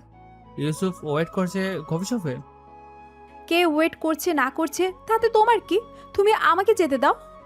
রিতা পাশ কাটিয়ে চলে যাওয়ার চেষ্টা করে, কিন্তু নাফিস এক সেকেন্ডও দেরি না করে নিজের দুই হাত রিদার মাথার দুই পাশে শেলফের উপর সজোরে চেপে ধরে। রিদা পুরোপুরি ব্লক হয়েছে। আমার কথার উত্তর না দিয়ে তুমি কোথাও যাচ্ছ না রিদা? কিসের উত্তর দিব আমি? হ্যাঁ, তুমি আমার পথ আটকালে কেন? আমি কে সেটা তুমি খুব ভালো করে জানো। তুমি আমাকে ইগনোর করছো কেন? নাফিসের গলার স্বর খুব নিচু, কিন্তু তাতে রাগের একটা স্পষ্ট আভাস আছে। সে রিদার একদম কানের কাছে মুখ নিয়ে আসে। You think you can play with me Rita? আমাকে ইগনোর করে তুমি ওই ইউসুফের সাথে হাসি হাসি করবে, আর আমি সেই চুপচাপ দেখবো? কেন দেখবে না? তুমি তো আমাকে বলেছিলে আমি তোমার টাইপের না, তোমার দুনিয়া নাকি অনেক আলাদা। আমি কি বলেছিলাম সেটা বাদ দাও। তুমি আজ আমার চোখের সামনে একবারও তাকালে না কেন? আমি কেন তাকাবো তোমার দিকে? তুমি আমাকে কি দিয়েছো? অপমান আর অবহেলা ছাড়া। বৃষ্টির রাতে যখন তুমি জ্বরে কাঁপছিলে, আমি সারা রাত জেগে তোমার সেবা করেছি, আর সকালে তুমি আমাকে ওই ফালতু একটা চিরকুট লিখে চলে গেলে। চিরকুটটা ফালতু ছিল না রিতা। আমি তোমাকে বোঝাতে চেয়েছিলাম আমাদের এই খেলাটা এখনো শেষ হয়নি। আমার কোনো খেলা খেলার শখ নেই নাফিস। আমি তোমার পিছু ছাড়া বন্ধ করে দিয়েছি। তুমি এবার শান্তিতে থাকতে পারো। রিদার এই কথাগুলো নাফিসের ইগোতে যেন আগুন ধরিয়ে দেয়। সে আর নিজেকে কন্ট্রোল করতে পারে না। সে রিদার একদম কাছে চলে আসে। দুজনের শরীরের মধ্যে আর 1 ইঞ্চির দূরত্বও নেই। তুমি চাইলে কি আমার পিছু করা বন্ধ করে দিতে পারো রিদা? তুমি কি সত্যি আমাকে ছাড়া থাকতে পারবে? হ্যাঁ, পারবো। তুমি আমাকে যেতে দাও বলছি, নইলে আমি কিন্তু চিৎকার করব। করো চিৎকার। দেখে লাইব্রেরির অন্ধকার কোনায় কে আসে তোমাকে বাঁচাতে। নাফিসের গরম নিঃশ্বাস রিদার গালে এসে পড়ছে। নাফিসের গায়ের সে চেনা পারফিউম আর সিগারেটের হালকা গন্ধ রিদার মস্তিষ্ককে অবশ করে দিচ্ছে। এই চরম শ্বাসরুদ্ধকর ফিজিক্যাল প্রক্সিমিটিতে রিদার পুরো শরীর থরথর করে কাঁপতে শুরু করে। তুমি তুমি তো বলেছিলে সাধারণ মেয়েদের দিকে তুমি ফিরেও তাকাও না, তাহলে এখন আমার পিছু ঘুরছো কেন? কারণ তুমি আমাকে পাগল করে দিচ্ছ রিদা। তোমার এই ইগনোরেন্স আমার মাথা নষ্ট করে দিচ্ছে। নাফিস তার ডান হাত দিয়ে রিদার কোমর শক্ত করে জড়িয়ে ধরে তাকে নিজের সাথে একদম মিশিয়ে নেয়। রিদার চোখ বড় বড় হয়ে যায়। সে নাফিসের এত কাছাকাছি আগে কখনো আসেনি। নাফিস, কেউ দেখে ফেলবে, প্লিজ ছাড়ো। কেউ দেখবে না। তুমি তো আমাকে চ্যালেঞ্জ করেছিলে তাই না, যে আমি তোমার প্রেমে পড়বো? তাহলে এখন ভয় পাচ্ছ কেন? লাইব্রেরির এই অন্ধকার কোণায় দুজনের মাঝে এক অদ্ভুত ইন্টেন্স রোমান্টিক মোমেন্ট তৈরি হয়। নাফিস ধীরে ধীরে রিদার ঠোঁটের দিকে ঝুঁকতে শুরু করে। রিদাও যেন কোনো এক ঘোরের মধ্যে নিজের চোখ বন্ধ করে ফেলে। ঠিক সেই মুহূর্তে যখন তাদের ঠোঁট এক হতে আর মাত্র কয়েক মিলিমিটার বাকি, নাফিসের হাতের স্পেশাল ব্ল্যাক স্মার্ট ওয়াচে বিপ বিপ করে একটা রেড অ্যালার্ট বেজে ওঠে। Dam it. নাফিস একটু পিছিয়ে আসে, কিন্তু সে রিদার কোমর থেকে হাত ছড়ায় না। সে তার স্মার্ট ওয়াচের স্ক্রিনের দিকে তাকায়। স্ক্রিনে একটা লাল রঙের মাথার খুলি ভাসছে। কি হয়েছে Nafis? Just a minute Rida, don't move. অন্যদিকে চৌধুরী গ্রুপের হেডকোয়ার্টারে মেয়ে সার্ভার রুমে তখন পাগলের মতো সাইরেন বাজছে। সব কম্পিউটারের স্ক্রিন লাল হয়ে গেছে। এসব কি হচ্ছে আইটি ম্যানেজার? সার্ভার ডাউন কেন দেখাচ্ছি?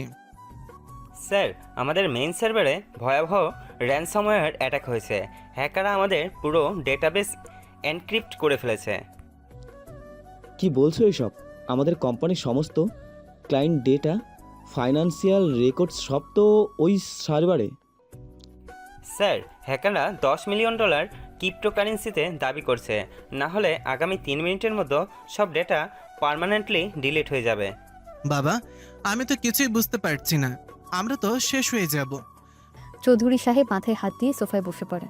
তার অহংকারী বড় ছেলে আরহাম আইটি এক্সপার্টদের উপর শুধু চিল্লাপাল্লা করছে, কিন্তু কাজের কাজ কিছুই হচ্ছে না। অন্যদিকে লাইব্রেরিতে নাফিস রিদাকে তার এক হাত দিয়ে কোমরে শক্ত করে ধরে নিজের সাথে আটকে রেখেছে। রিদা বুঝতে পারছে না নাফিসের ঘড়িতে কিসের অ্যালার্ট এসেছে আর সে কেন এত সিরিয়াস হয়ে গেছে। নাফিস, তুমি হাত ছাড়ো আমার। তুমি ঘড়িতে কি দেখছো? একদম চুপ, বললাম না একটু শান্ত হয়ে দাঁড়াতে। নাফিস তার পকেট থেকে স্পেশাল এনক্রিপ্টেড ফোনটা বের করে। সে রিদার চোখের দিকে গভীরভাবে তাকিয়ে থেকে এক হাতে খুব ক্যাজুয়ালি কিন্তু বাজ পাখির মতো দ্রুত গতিতে ফোনে কিছু কমান্ড টাইপ করতে শুরু করে। তুমি কি কারোর সাথে চ্যাট করছো এই অবস্থায় দাঁড়িয়ে? আমি চ্যাট করি না রিদা, আমি ভাগ্য বদলাই। নাফিসের এই কথার মানে রিদা বিন্দু মাত্র বুঝতে পারে না, কিন্তু সে অনুভব করে নাফিসের হার্টবিট স্বাভাবিকের চেয়ে অনেক দ্রুত চলেছে। আমার বাবার কোম্পানিতে হাত দেওয়ার সাহস কার হলো? Let's see.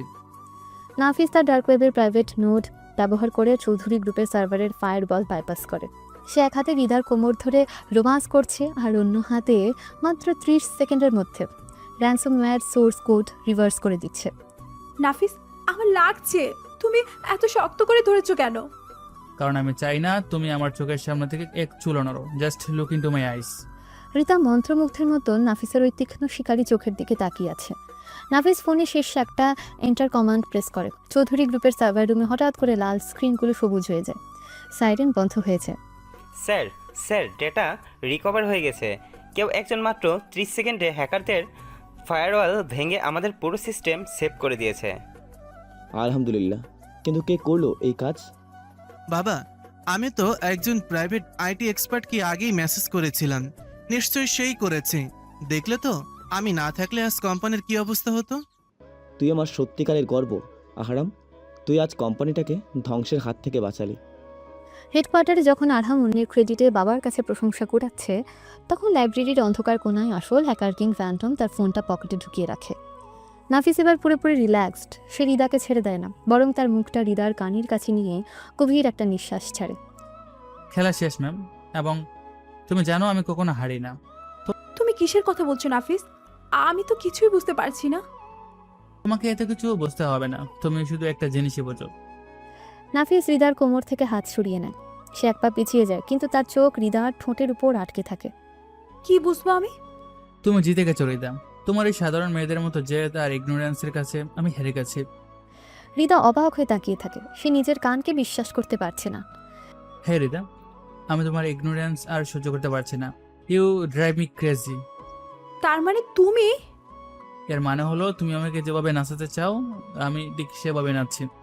বাট রিমেম্বার, গেমের কন্ট্রোলার এখনো আমার হাতে আছে। নাফিস একটা ডেডলি স্মার্ট বাঁকা হাসি দেয়। সে রিদার গালে আলতো করে একটা টোকা দিয়ে আর এক মুহূর্ত সেখানে দাঁড়ায় না।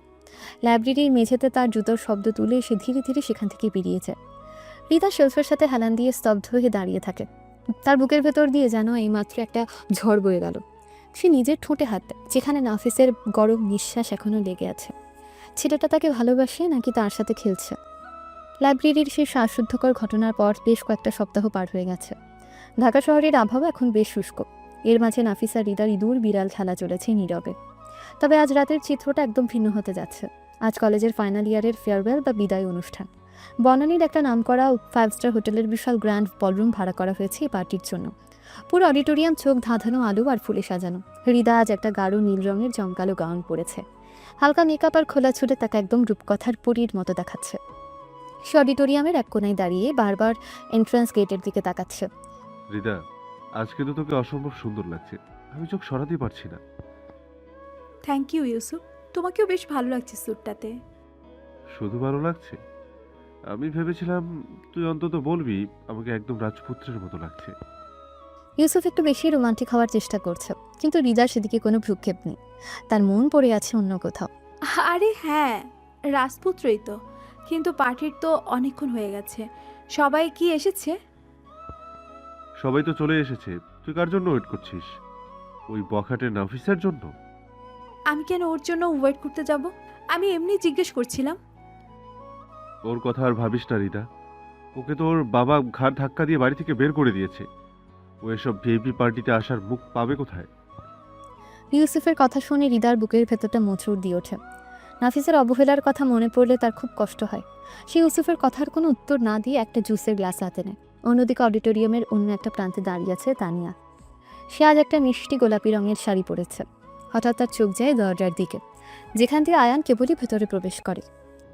আরে আয়ান, তুমি এদিকে? আয়ান আজ একটা কালো ব্লেজার পরেছে। তানিয়াকে শাড়িতে দেখে আয়ান ছাড়া মুহূর্তের জন্য জমে যায়। তার চোখের পলক পড়ছে না। আপু, আপনি মানে আপনাকে তো আজ একদম অন্যরকম লাগছে। অন্যরকম মানে কি? পেতনির মতো লাগছে? আরে না না আপু, পেতনি হতে যাবেন কেন? আপনাকে তো আজ মানে পরিদের মতো লাগছে একদম। আয়ানের এই লাজুক কথা শুনে তানিয়া খিলখিল করে হেসে ওঠে। সে এক পা এগিয়ে আয়ানের খুব কাছাকাছি এসে দাঁড়ায়। আয়ান নার্ভাস হয়ে একটু পিছিয়ে যায়। তুমি এত নার্ভাস কেন হয়ে যাও আয়ান? আচ্ছা, তুমি তো ফার্স্ট ইয়ারে পড়ো, তুমি এই ফেয়ারওয়েল পার্টিতে কিভাবে এলে? আসলে রিদা আপু আমাকে ইনভাইট করেছিল, তাই ভাবলাম একটু ঘুরে যাই। শুধু হৃদা ইনভাইট করেছে বলে এসেছো? আমি ইনভাইট করলে কি আসতে না? কে যে বলেন আপু, আপনি ডাকলে আমি 10 বার আসতাম। আচ্ছা বাবা, হয়েছে, চলো আমরা ওইদিকে টেবিলটায় গিয়ে বসি। আর হ্যাঁ, আজ কিন্তু তুমি আমার সাথেই থাকছো পুরো পার্টিতে। আয়ান খুশিতে মাথা নেড়ে সম্মতি দেয়। এই কোলাহলের মাঝেও তাদের দুজনের মাঝে একটা খুব মিষ্টি আর পবিত্র কেমিস্ট্রি তৈরি হতে থাকে। এদিকে বনানীর রাস্তা দিয়ে একটা কালো রঙের টিন্টেড ক্লাস করা বুলেট প্রুফ এসইউভি প্রচণ্ড বেগে ছুটে চলেছে 5 স্টার হোটেলটার দিকে। গাড়ির পেছনের সিটে বসে আছে নাফিস। নাফিসের পরনে আজ একটা এক্সক্লুসিভ ব্ল্যাক টাক্সেরো, চুলগুলো নিখুঁতভাবে জেল দিয়ে সেট করা। তাকে দেখে মনে হচ্ছে হলিউডের কোনো অ্যাকশন মুভির বিলিয়নিয়ার হিরো। তার কোলের উপর একটা হাই এন্ড গেমিং ল্যাপটপ, কানে ব্লুটুথ ইয়ারপিস। বস, আমি আরহাম চৌধুরীর রিসেন্ট সব ইমেইল বাইপাস করে ফেলেছি। গুড, তুমি আমাকে ওই দুবাইয়ের ক্লায়েন্টের সাথে ওর লাস্ট চ্যাট হিস্ট্রিটা পাঠাও। পাঠাচ্ছি বস, কিন্তু একটা প্রবলেম আছে। কি প্রবলেম?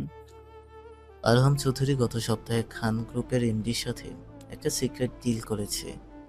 ওরা মিলে চৌধুরী গ্রুপের শেয়ার মার্কেট ম্যানিপুলেট করার প্ল্যান করছে। নাফিস কিবোর্ডে কয়েকটা দ্রুত কমান্ড টাইপ করে আরহামের সেই গোপন চুক্তির ডকুমেন্টসগুলো বের করে ফেলে। সে ফাইলগুলো পড়তে পড়তে একটা শীতল হাসি দেয়। আমার ভাইয়া তো দেখি আমার ধারণার চেয়েও বড় গাদ্দার। সে নিজের বাবাকে পদে বসে খান গ্রুপের সাথে হাত মিলিয়েছে। বস, আরহাম চৌধুরী তো আপনার ঘাড়ে সব দোষ চাপিয়ে নিজে সাধু সেজে বসে আছে। আমরা কি এখনই এই ডকুমেন্টসগুলো আপনার বাবার কাছে লিক করে দেব? না জায়েদ, বাবা আমাকে সবার সামনে গাড় ধাক্কা দিয়ে বের করে দিয়েছেন। উনি আরহামকে অন্ধের মতো বিশ্বাস করেন। এই ডকুমেন্টস দিলে উনি ভাববেন আমি ফেক বানিয়েছি। তাহলে প্ল্যান কি বস?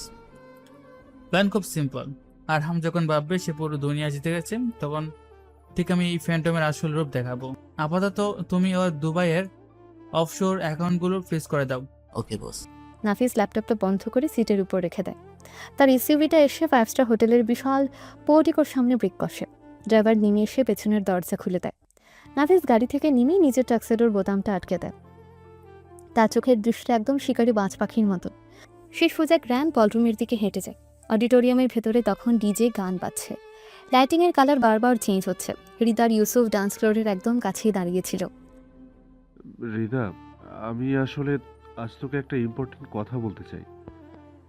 কি কথা ইউসুফ, বল। আমি তোকে অনেকদিন ধরেই, মানে সেই ফার্স্ট ইয়ার থেকেই। ইউসুফ কথা শেষ করার আগে অডিটোরিয়ামের বিশাল কাঠের ডাবল ডোরটা সজোরে খুলে যায়। সবাই চমকে গেটের দিকে তাকায়। গেটে দাঁড়িয়ে আছে নাফিস। ব্ল্যাক টাক্সিডোতে তাকে আক্ষরিক অর্থে কোনো সিনেমার হিরোর মতো দেখাচ্ছে। পুরো বলরুমে ডিজে গান ছাড়া এক মুহূর্তের জন্য ম্লান হয়ে যায়। সব ছাত্রছাত্রী ফিসফিস করতে শুরু করে। ও মাই গড, আয়ান, তোমার মেজো ভাইয়া তো আজ পুরো আগুন লাগাতে এসেছে। আমি তো নিজেই অবাক আপু, ভাইয়াকে এত সুন্দর আগে কখনোই লাগেনি। নাফিস কারো দিকে না তাকিয়ে একদম স্থির পায়ে সোজা হৃদার দিকে এগিয়ে যায়। তার প্রতিটা পদক্ষেপে যেন একটা অদ্ভুত অহংকার আর আত্মবিশ্বাস ঝরে পড়ছে। তুমি এখানে কি করছো নাফিস? এটা ইনভাইটেডদের পার্টি। আমি কখনো ইনভাইটেশনের জন্য অপেক্ষা করি না ইউসুফ। আমি যেখানে যাই সেটাই আমার রাজত্ব। নাফিস ইউসুফকে সম্পূর্ণ ইগনোর করে হৃদার একদম সামনে এসে দাঁড়ায়। হৃদার হার্টবিট তখন রকেটের গতিতে চলছে। সে নাফিসের দিক থেকে চোখ সরাতে পারছে না। নীল রঙে তোমাকে বেশ মানিয়েছে হৃদা। তুমি তুমি এখানে কেন এসেছো? আমি বলেছিলাম না, গেম ইজ নট ওভার। আজ হয়তো গেমের লাস্ট লেভেল। নাফিস তার ডান হাতটা হৃদার দিকে বাড়িয়ে দেয়, যেন পুরো বলরুমের মানুষ হা করে তাদের দিকে তাকিয়ে আছে। Will you dance with me ma'am? Rida ওর সাথে কোথাও যাবে না, তুই যা এখান থেকে নাফিস। ইউসুফ নাফিসের হাতটা সরিয়ে দিতে গেলে নাফিস ইউসুফের কবজি এত শক্ত করে চেপে ধরে যে ইউসুফ ব্যথায় কোকিয়ে ওঠে। আমি প্রশ্নটা হৃদাকে করেছি, তোমাকে না Yusuf. Don't cross your limit. Nafis ইউসুফের হাতটা ঝটকা মেরে ছেড়ে দেয়। হৃদার এক মুহূর্ত না ভেবে কোনো এক অদ্ভুত ঘোরের মধ্যে নিজের হাতটা নাফিসের প্রসারিত হাতের উপর রেখে দেয়। হৃদা, তুই ওর সাথে যাচ্ছিস? হৃদা কোনো উত্তর দেয় না। নাফিস হৃদাকে নিয়ে সোজা ডান্স ফ্লোরের একদম মাঝখানে চলে যায়। স্পিকারে তখন একটা খুব সফট রোমান্টিক ইংলিশ ট্র্যাক বাজতে শুরু করেছে। নাফিস তার ডান হাতটা খুব আলতো করে হৃদার কোমরে রাখে, আর অন্য হাত দিয়ে হৃদার হাতটা নিজের বুকের কাছে টেনে নেয়। দুজনের মধ্যে কোনো দূরত্ব নেই। তুমি কি পাগল হয়ে গেছো নাফিস? সবাই আমার দিকে তাকিয়ে আছে। তাকাতে দাও, আজ পুরো দুনিয়া দেখুক ফ্যান্টম কার কাছে হেরেছে। তুমি আবার ওই অদ্ভুত কথা বলছো। ফ্যান্টম কে? ফ্যান্টম হলো সেই হ্যাকার যার কোনো ফাওয়ারাল আজ পর্যন্ত কেউ ভাঙতে পারেনি, কিন্তু তুমি পেরেছো হৃদা। নাফিস হৃদার চোখের একদম গভীরে তাকায়। ডান্স করতে করতে সে হৃদাকে আরও নিজের সাথে মিশিয়ে নেয়। হৃদার শ্বাস দ্রুত ওঠানামা করছে। আমি কিছুই ভাঙিনি নাফিস, তুমি শুধু আমার সাথে খেলছো। আমি খেলছিলাম হৃদা। প্রথম দিন তোমার ওয়াইফাই পাসওয়ার্ড জানার পর থেকে আমি ভেবেছিলাম এটা জাস্ট একটা অবসেশন, কিন্তু তুমি আমার পুরো সিস্টেম হ্যাক করে ফেলেছো। মানে হলো ইউ ওয়ান হৃদা, তুমি জিতে গেছো। আমি তোমার প্রেমে পড়েছি, পাগলের মতো প্রেমে পড়েছি। নাফিসের এই কথাটা শোনার জন্য হৃদা গত 2 বছর ধরে অপেক্ষা করছিল। তার চোখ দিয়ে আনন্দ আর আবেগের পানি বেরিয়ে আসে। তুমি সত্যি বলছো নাফিস? তুমি আমাকে আর ইগনোর করবে না? আমি চাইলেও আর পারবো না। তুমি আমার এই অন্ধকার গুরুস্থানের একমাত্র আলো হৃদা। ডান্স ফ্লোরের মাঝখানে তাদের এই রোমান্টিক কনফিউশন দেখে ইউসুফ রাগে ফুঁসতে থাকে। সে আর নিজের অপমান সহ্য করতে না পেরে অডিটোরিয়াম থেকে গটগট করে বাইরে বেরিয়ে যায়। এদিকে অডিটোরিয়ামের পেছনের বিশাল সুইমিং পুল এরিয়াটা একদম অন্ধকার আর নীরব। ইউসুফ রাগে গজগজ করতে করতে পুলের পাশের পার্কিং লটে এসে দাঁড়ায়। সে পকেট থেকে সিগারেট বের করে ধরায়। ওই ফালতু ছেলেটার জন্য হৃদা আমাকে অপমান করলো, আমি ওকে ছাড়বো না। ঠিক সেই মুহূর্তে অন্ধকার পার্কিং লটের পেছন থেকে 4-5 জন কালো হুডি পরা লোক বেরিয়ে আসে। তাদের হাতে হকিস্টিক আর লোহার রড। এরা আসলে আরহামের ভাড়া করা আন্ডারওয়ার্ল্ডের গুন্ডা। আরহাম খবর পেয়েছিল নাফিস এই পার্টিতে এসেছে, তাই সে নাফিসকে কিডন্যাপ করে মেরে ফেলার জন্য এদের পাঠিয়েছে। ওই তো ছেলেটা ট্রাক্সেডও পড়ে আছে, ধর ওটাকে ধর। অন্ধকারে থাকায় গুন্ডারা ইউসুফকে নাফিস ভেবে ভুল করে। তারা পেছন থেকে এসে ইউসুফের মাথায় হকিস্টিক দিয়ে সজোরে বাড়ি মারে। কে তোমরা? আমাকে মারছো কেন? চুপ কর শুয়োরের বাচ্চা, আরহাম ভাই তোকে তুলে নিয়ে যেতে বলেছে। গুন্ডারা ইউসুফকে মাটিতে ফেলে লাথি মারতে শুরু করে। ইউসুফ নিজেকে বাঁচানোর আপ্রাণ চেষ্টা করছে, কিন্তু সে একা এদের সাথে পারছে না। ঠিক সেই সময় ডান্স ফ্লোর থেকে হৃদাকে নিয়ে পুল এরিয়ার দিকে আসছিল নাফিস। একটু ফ্রেশ বাতাস খাওয়ার জন্য তারা বাইরে এসেছিল। ওখানে কিসের শব্দ হচ্ছে নাফিস? কেউ মনে হয় মারামারি করছে। নাফিসের তীক্ষ্ণ চোখে অন্ধকারেও ঠিক দেখতে পায় যে 5 জন লোক ইউসুফকে মাটিতে ফেলে মারছে। তুমি এখানেই দাঁড়াও হৃদা, এক কদমও সামনে যাবে না। নাফিস, তুমি কোথায় যাচ্ছ? ওদের হাতে তো অস্ত্র আছে। নাফিস হৃদার কথা না শুনে তার ডাকজেলোর জ্যাকেটটা খুলে হৃদার হাতে ধরিয়ে দেয়। শার্টের হাতা ফোল্ড করতে করতে সে সোজা গুন্ডাদের দিকে হেঁটে যায়। এই যে ব্রাদার্স, তোমরা তো ভুল মানুষের উপর রাগ ঝাড়ছো। নাফিসের গলা শুনে গুন্ডারা থমকে যায়। তারা পিছনে ফিরে দেখলো আসল নাফিস তাদের সামনে দাঁড়িয়ে আছে। আরে আসল টার্গেট তো এইটা, ওকে ছেড়ে দে, ধর ধর নাকি ধর। 2 জন গুন্ডা লোহার রড নিয়ে নাফিসের দিকে তেড়ে আসে।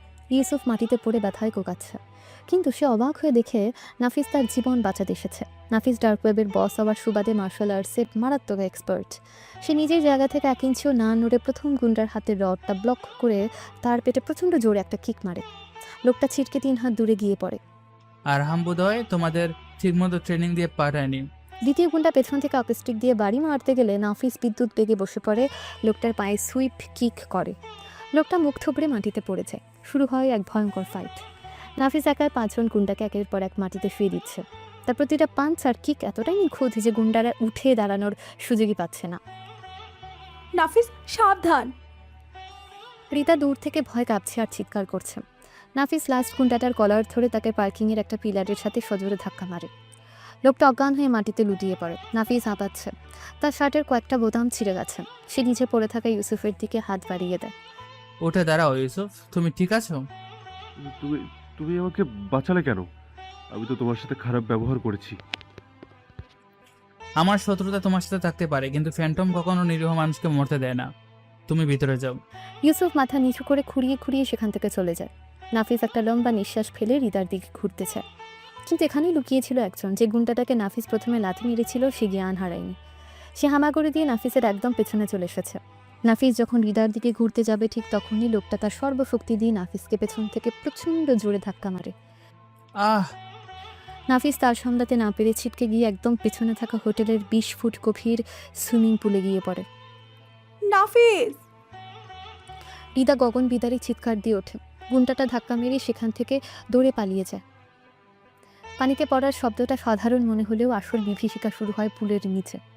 হোটেলের সুইমিং পুলে পানি পরিষ্কার করার জন্য প্রচুর পরিমাণে ক্লোরিন মেশানো ছিল। আর নাফিসের একটা বিরল এবং মারাত্মক মেডিকেল কন্ডিশন ছিল, সিভিয়ার ক্লোরিন অ্যালার্জি, অ্যানাফাইলেকটিক শক। এই ব্যাপারটা তার পরিবার ছাড়া আর কেউ জানতো না। পানিতে পড়ার প্রথম 1 সেকেন্ডের মধ্যে নাফিসের নার্ভাস সিস্টেম কলাপস করতে শুরু করে। তার শ্বাসনালী মারাত্মকভাবে ফুলে গিয়ে ব্লক হয়েছে। সে এক বিন্দু বাতাসও টেনে নিতে পারছে না। নাফিস চেষ্টা করছে সাঁতার কেটে উপরে ওঠার, কিন্তু তার হাত প্যারালাইজড হয়ে আসতে শুরু করেছে।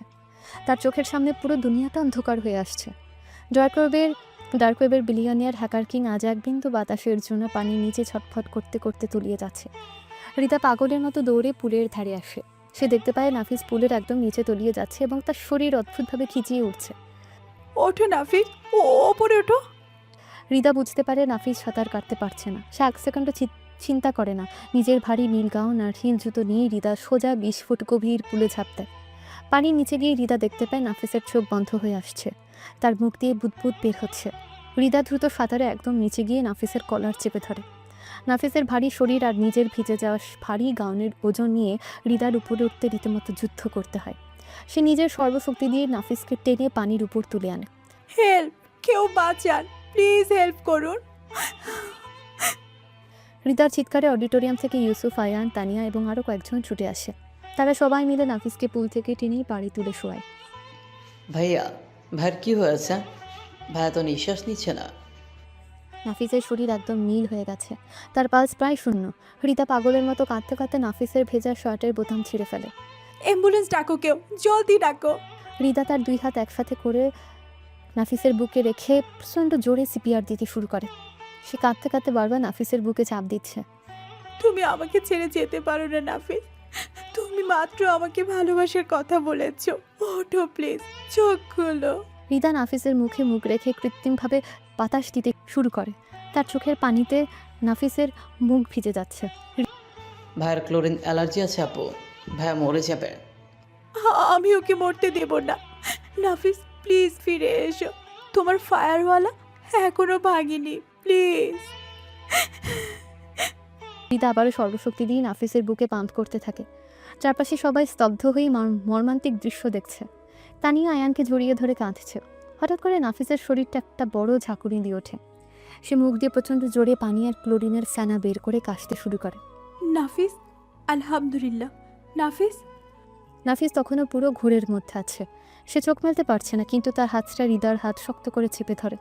দূর থেকে অ্যাম্বুলেন্সের সাইরেনের শব্দ শোনা যায়। রিদা নাফিসের মাথাটা নিজের বুকের সাথে জড়িয়ে ধরে অঝরে কাঁদতে থাকে।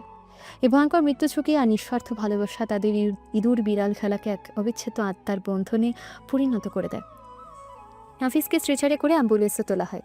হৃদাও তার সাথে ওঠে। গন্তব্য এখন শহরের সবচেয়ে দামি হাসপাতালের আইসিইউ, আর সেই হাসপাতালেই অপেক্ষা করছে গল্পের সবচেয়ে বড় মেগা টুইস্ট এবং হ্যাকার কিং ফ্যান্টমের আসল রিভেঞ্জ।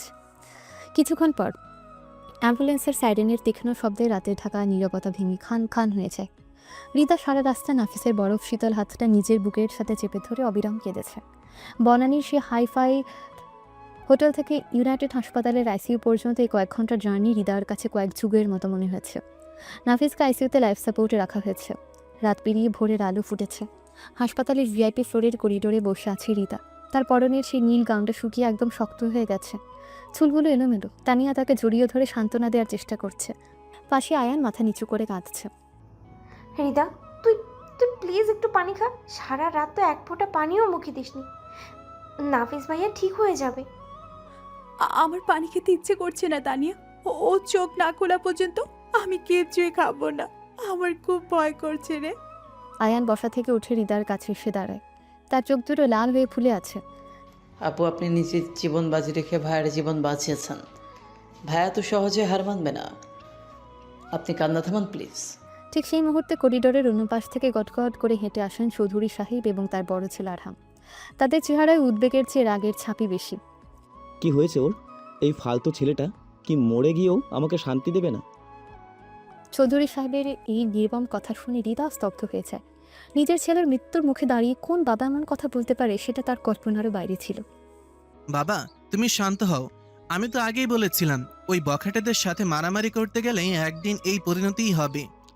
মারামারি করবে না তো কি করবে? ওর তো কোনো কাজ নেই। আর এই মেয়েটাকে তুমি এখানে বসে কি করছো? হৃদা বসা থেকে উঠে দাঁড়ায়। তার চোখের পানি শুকিয়ে সেখানে এক অদ্ভুত জেদ আর রাগ জায়গা করে নিয়েছে। আমি রিতা, আমি নাফিসের সাথে ছিলাম কাল রাতে। হো, বুঝেছি।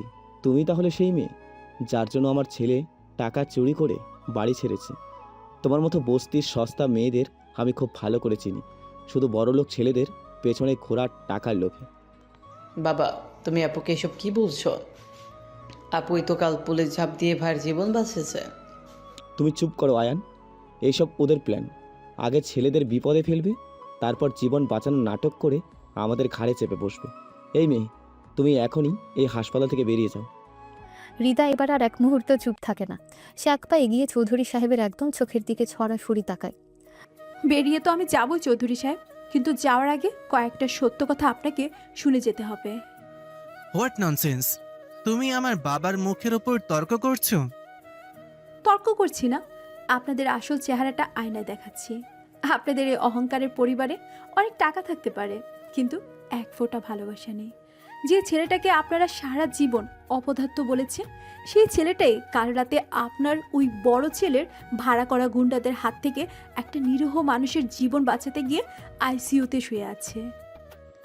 কি বলছো তুমি? এইসব আজেবাজে কথা। আহারাম গুন্ডা ভাড়া করবে কেন? সেটা তো আপনি আপনার ওই সাধু ছেলেকে জিজ্ঞাসা করুন। নাফিস অপদার্থ নয়, অপদার্থ হলেন আপনি। একজন বাবা হয়েও আপনি কখনো বুঝতে পারেননি আপনার মেজ ছেলের বুকের ভেতর কতটা কষ্ট লুকিয়ে আছে।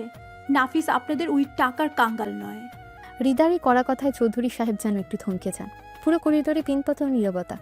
ঠিক সেই মুহূর্তে লিফটের দরজা খুলে 4 জন পুলিশ অফিসার এবং 2 জন অ্যান্টি করাপশন ব্যুরোর অফিসার সেখানে প্রবেশ করেন।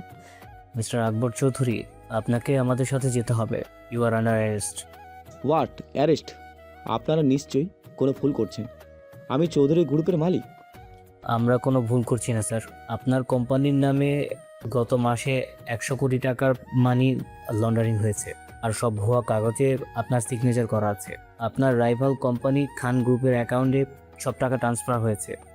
চৌধুরী সাহেবের মাথায় যেন বাজ ভেঙে পড়ে। তিনি অবাক হয়ে আরহামের দিকে তাকান। আহারাম, এসব কি বলছে পুলিশ? তুই না সব ফাইন্যান্স দেখিস? আমি বাবা, আমি কিছুই জানি না। এটা নিশ্চয়ই ওই নাফিজের কাজ। ও আমাকে আর তোমাকে ফাঁসানোর জন্য এসব করেছে। আরহাম খুব নিখুঁতভাবে আবারও নিজের অপরাধ নাফিসের ঘাড়ে চাপানোর চেষ্টা করে। পুলিশ অফিসার হাতকড়া বের করে চৌধুরী সাহেবের দিকে এগিয়ে যান। ঠিক তখনই আইসিইউর স্লাইডিং দরজাটা খুব ধীরে ধীরে খুলে যায়। সবাই চমকে সেদিকে তাকায়। হাতে কানুলা লাগানো, পরনে হাসপাতালের নীল গাউন পরা অবস্থায় আইসিইউ থেকে বেরিয়ে আসে নাফিস। তার শরীর এখনও খুব দুর্বল, কিন্তু চোখের ওই তীক্ষ্ণ আর ডেডলি দৃষ্টিতে কোনো পরিবর্তন নেই। নাফিস, তুমি উঠে এলে কেন? তোমার তো বিশ্রামের প্রয়োজন। হৃদা দৌড়ে গিয়ে নাফিসকে ধরতে যায়। নাফিস খুব আলতো করে হৃদার হাতটা নিজের হাতের মুঠোয় নিয়ে তাকে নিজের পাশে দাঁড় করায়। আমি ঠিক আছে রিতা, ফ্যান্টম এত সহজে মরে না। নাফিস তার অন্য হাতে থাকা একটা স্পেশাল ব্ল্যাক ট্যাবলেট বের করে, অন করে। এই ট্যাবলেটটা জাহিদ একটু আগে নার্সের মাধ্যমে তাকে ভিতরে দিয়ে গেছে। অফিসার, আপনারা ভুল মানুষকে অ্যারেস্ট করেছেন। আসল ক্রিমিনাল আমার বাবার পাশে দাঁড়িয়ে আছে। তুই আবার নাটক শুরু করলি নাফিস? পুলিশ ভাই, আপনারা ওকে অ্যারেস্ট করুন। ও এই বয়সে ডার্ক ওয়েবে কাজ করে। আমি ডার্ক ওয়েবে কি করি সেটা তো আজ পুরো দুনিয়া দেখবে ভাইয়া। তুমি তো আমাকে বাড়ি থেকে বের করে দিয়েছিলে, তাই না? এবার তোমার বের হওয়ার পালা। নাফিস তার ট্যাবলেটে একটা বাটন প্রেস করে। মুহূর্তের মধ্যে হাসপাতালের করিডোরে থাকা বড় বড় 4টা টিভি স্ক্রিন হ্যাক হয়ে যায় এবং সেগুলোতে লাইভ ভিডিও প্লে হতে শুরু করে। স্ক্রিনে দেখা যাচ্ছে আরহাম খান গ্রুপের এমডির সাথে বসে ডিল করছে। সে স্পষ্ট বলছে কিভাবে বাবার ভুয়া সিগনেচার দিয়ে 100 কোটি টাকা সে সরাবে এবং পুরো দোষ মেজ ভাই নাফিসের উপর চাপিয়ে দেবে। আহরাম, তুই আমার সাথে এই বেইমানিটা করলি? আরহামের চেহারা পুরো ফ্যাকাশে হয়ে গেছে। তার আর কোনো পালানোর রাস্তা নেই। পুলিশ সাথে সাথে এগিয়ে গিয়ে আরহামের হাতে হাত করা পরিয়ে দেয়।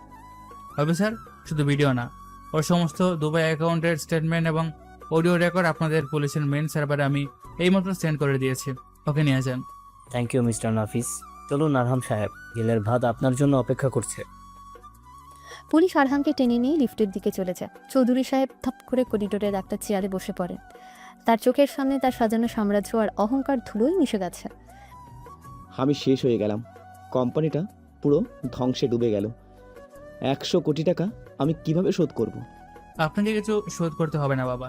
আপনার কোম্পানির 100 কোটি টাকার লোন এইমাত্র ক্লিয়ার হয়ে গেছে। চৌধুরী সাহেব চমকে ওঠে। তার ফোনে একটা ব্যাংকের নোটিফিকেশন মেসেজ আসে, যেখানে লেখা চৌধুরী গ্রুপের সমস্ত দেনা পরিশোধ হয়েছে। এইসব কি হচ্ছে? কে দিল এতগুলো টাকা? যে ছেলেকে আপনি আজীবন অপদার্থ রাস্তার ছেলে আর পরিবারের কলঙ্ক বলেছেন, সেই ছেলেই দিয়েছে বাবা। নাফিসের গলার স্বর এবার একদম শান্ত, কিন্তু তাতে একটা ভারী ওজন আছে। হৃদা মুগ্ধ হয়ে নাফিসের দিকে তাকিয়ে আছে। আমি আন্ডারওয়ার্ল্ডের হ্যাকার কিং, যাকে সবাই ফ্যান্টম নামে চেনে। আমার একটা স্পাইওয়ার সারা বিশ্বের অর্থনীতি নাড়িয়ে দিতে পারে। আপনার কোম্পানি আমি ঋণ মুক্ত করেছি ঠিকই, কিন্তু এর বিনিময়ে আমি চৌধুরী গ্রুপের 51% শেয়ার কিনে নিয়েছি। মানে হলো আজ থেকে এই কোম্পানির আসল মালিক আমি। কিন্তু আমি আপনার মতো এই টাকার অহংকার নিয়ে বাঁচতে চাই না। এই কোম্পানি আপনি চালান, এটা আপনার কাছে আমার শেষ উপহার। চৌধুরী সাহেবের দুচোখ দিয়ে অঝরে পানি পড়তে থাকে। তিনি অনুশোচনায় ফেটে পড়েন। তিনি 2 পা এগিয়ে নাফিসকে জড়িয়ে ধরতে যান। আমাকে মাফ করে দে বাবা, আমি তোকে চিনতে পারিনি। আমি সত্যি অনেক বড় ভুল করেছি। সব ভুলের মাফ হয় না। আপনি আমার দাদাকে কষ্ট দিয়েছেন, আমাকে অবহেলা করেছেন। আমি আপনাকে মাফ করে দিলাম, কিন্তু এই টক্সিক পরিবারে আমি আর এক মুহূর্ত থাকবো না। নাফিস তার বাবার কাছ থেকে পিছিয়ে আসে। সে ছোট ভাই আয়ানের মাথায় হাত বুলিয়ে দেয়। ভালো থাকিস আয়ান, আর হ্যাঁ, তাই নেকে কিন্তু কষ্ট দিবেন একদম। আয়ান কাঁদতে কাঁদতে মাথা নাড়ে। তানিয়াও চোখ মুছতে মুছতে হাসে। নাফিস হৃদার হাত শক্ত করে ধরে লিফটের দিকে পা বাড়ায়। চৌধুরী সাহেব পেছনে দাঁড়িয়ে তার অপদার্থ ছেলের এই বিশালত্ব দেখে কাঁদতে থাকে। এই চরম সত্য প্রকাশের পর সময় নিজের নিয়মে এগোতে থাকে। দেখতে দেখতে 1 মাস কেটে গেছে। আরহাম এখন জেলে। চৌধুরী সাহেব নিজের ভুল বুঝতে পেরে সম্পূর্ণ পাল্টে গেছেন। তিনি এখন আয়ানকে সময় দেন। আর আমাদের আয়ান আর তানিয়ার কিউট সম্পর্কটা এখন ক্যাম্পাসের সবচেয়ে আলোচিত এবং মিষ্টি জুটিতে পরিণত হয়েছে। কিন্তু ঢাকা শহরের এই কোলাহল ছেড়ে নাফিস আজ অনেক দূরে চলে যাচ্ছে। সে সিদ্ধান্ত নিয়েছে তার সাইবার সিকিউরিটি কোম্পানির হেডকোয়ার্টার সে স্টকহোমে শিফট করবে। হজরত শাহজালাল আন্তর্জাতিক বিমানবন্দরে ডিপার্চার লাউঞ্জের সামনে দাঁড়িয়ে আছে নাফিস এবং বিদা। নাফিসের পরনে আজ একটা সাধারণ সাদা শার্ট আর ডেনিম। ডার্ক ওয়েবের সেই ভয়ঙ্কর কিং আজ শুধুই হৃদার নাফিস। তুমি কি সত্যি চলে যাচ্ছ নাফিস, আমাকে একা রেখে? আমি তোমাকে একা রেখে যাচ্ছি না রিতা। আমি শুধু আমাদের দুজনের জন্য একটা সুন্দর নিরাপদ ভবিষ্যৎ তৈরি করতে যাচ্ছি, যেখানে কোনো অন্ধকার থাকবে না। আমি কিন্তু তোমাকে অনেক মিস করব। তুমি আমাকে রোজ কল করবে তো? রোজ কল করার তো দরকার নেই। আমি তো তোমার ল্যাপটপের ওয়েব ক্যাম দিয়েই তোমাকে সারাদিন দেখতে পাবো। নাফিসের এই দুষ্টুমি ভরা কথায় হৃদা হেসে ফেলে। সে হালকা করে নাফিসের বুকে একটা ঘুষি মারে। অসভ্য ছেলে, তুমি এখনো আমার ল্যাপটপে এক্সপায়ার রেখে দিয়েছো? অবশ্যই দেখছি। ফ্যান্টম তার সবচেয়ে দামি সম্পদের উপর থেকে কখনো নজর সরায় না। ফ্লাইট অ্যানাউন্সমেন্ট শুরু হয়ে যায়। নাফিস হৃদাকে খুব আলতো করে নিজের বুকের সাথে জড়িয়ে ধরে। হৃদা তখন মুখটা নাফিসের বুকে লুকিয়ে রাখে, যেখানে নাফিসের হার্টবিট শোনা যাচ্ছে। আমি হয়তো পুরো দুনিয়ার সিকিউরিটি সিস্টেম হ্যাক করতে পারি রিদা, কিন্তু আমার হৃদয়ের সিস্টেম পাসওয়ার্ড শুধু তোমার কাছেই থাকবে। পাসওয়ার্ড জানি কি ছিল? Nafis, my dark fantasy. একদম correct. Wait for me my hacker queen, আমি খুব তাড়াতাড়ি ফিরে আসবো। নাফিস হৃদার কপালে একটা দীর্ঘ আর পবিত্র চুমু এঁকে দেয়। তারপর সে নিজের লাগেজ নিয়ে ভেতরের দিকে চলে যায়। হৃদা চোখের পানি মুছে একটা তৃপ্তির হাসি দিয়ে তাকে বিদায় জানায়। কিছুদিন পর ধানমন্ডিতে হৃদার সে চেনা পুরনো বেডরুমে। বাইরে আজ খুব সুন্দর ফুরফুরে বাতাস বইছে। জানলার কাজ ভেদ করে নরম রোদ এসে পড়েছে হৃদার পড়া টেবিলে। হৃদা তার ল্যাপটপ নিয়ে বসে আছে। যে ওয়াইফাই ছুরির মাধ্যমে তাদের এই অদ্ভুত ডেঞ্জারাস আর রোমান্টিক জার্নি শুরু হয়েছিল, আজ হৃদা সেই গল্পটা নিয়ে তার জীবনের প্রথম উপন্যাস লেখা শেষ করেছে। ফাইনালি লেখাটা শেষ হলো। হৃদা একটা তৃপ্তির দীর্ঘশ্বাস ফেলে। সে ল্যাপটপের স্ক্রিনে বইয়ের প্রথম পাতায় টাইটেলটা টাইপ করে। ফ্যান্টম আমার জানলার ওপারে ছদ্মবেশী কিং। ল্যাপটপটা শাটডাউন করার জন্য সে মাউসটা ঘুরোতেই হঠাৎ স্ক্রিনের একদম মাঝখানে একটা ছোট্ট পপ আপ উইন্ডো ওপেন হয়ে যায়। পপ আপ বক্সে একটা মেসেজ লেখা। বইয়ের নামটা সুন্দর হয়েছে, কিন্তু লাস্ট চ্যাপ্টারে আমাদের লাইব্রেরির রোমান্সটা আর একটু ডিটেলসে লিখতে পারতে। Love you from Stockholm. Oh my god, এই ছেলেটা জীবনও শুধরাবে না। হৃদা অবাক হয়ে খিলখিল করে হেসে ওঠে। 1000 মাইল দূরে বসে নাফিস ঠিকই তার সিস্টেমে হ্যাক করে তার উপর নজর রাখছে আর তাকে ভালোবাসা ভরিয়ে দিচ্ছে। হৃদা ল্যাপটপটা বন্ধ করে মুচকে হেসে জানলার বাইরে তাকায়। দূরের ওই আকাশচুম্বী চৌধুরী মেনশা নারী পুরনো দোতলা বাড়ির মাঝখানের দেয়ালটা আজ আর কোনো দূরত্ব নয়, বরং একটা সুন্দর রূপকথার সাক্ষী হয়ে দাঁড়িয়ে আছে।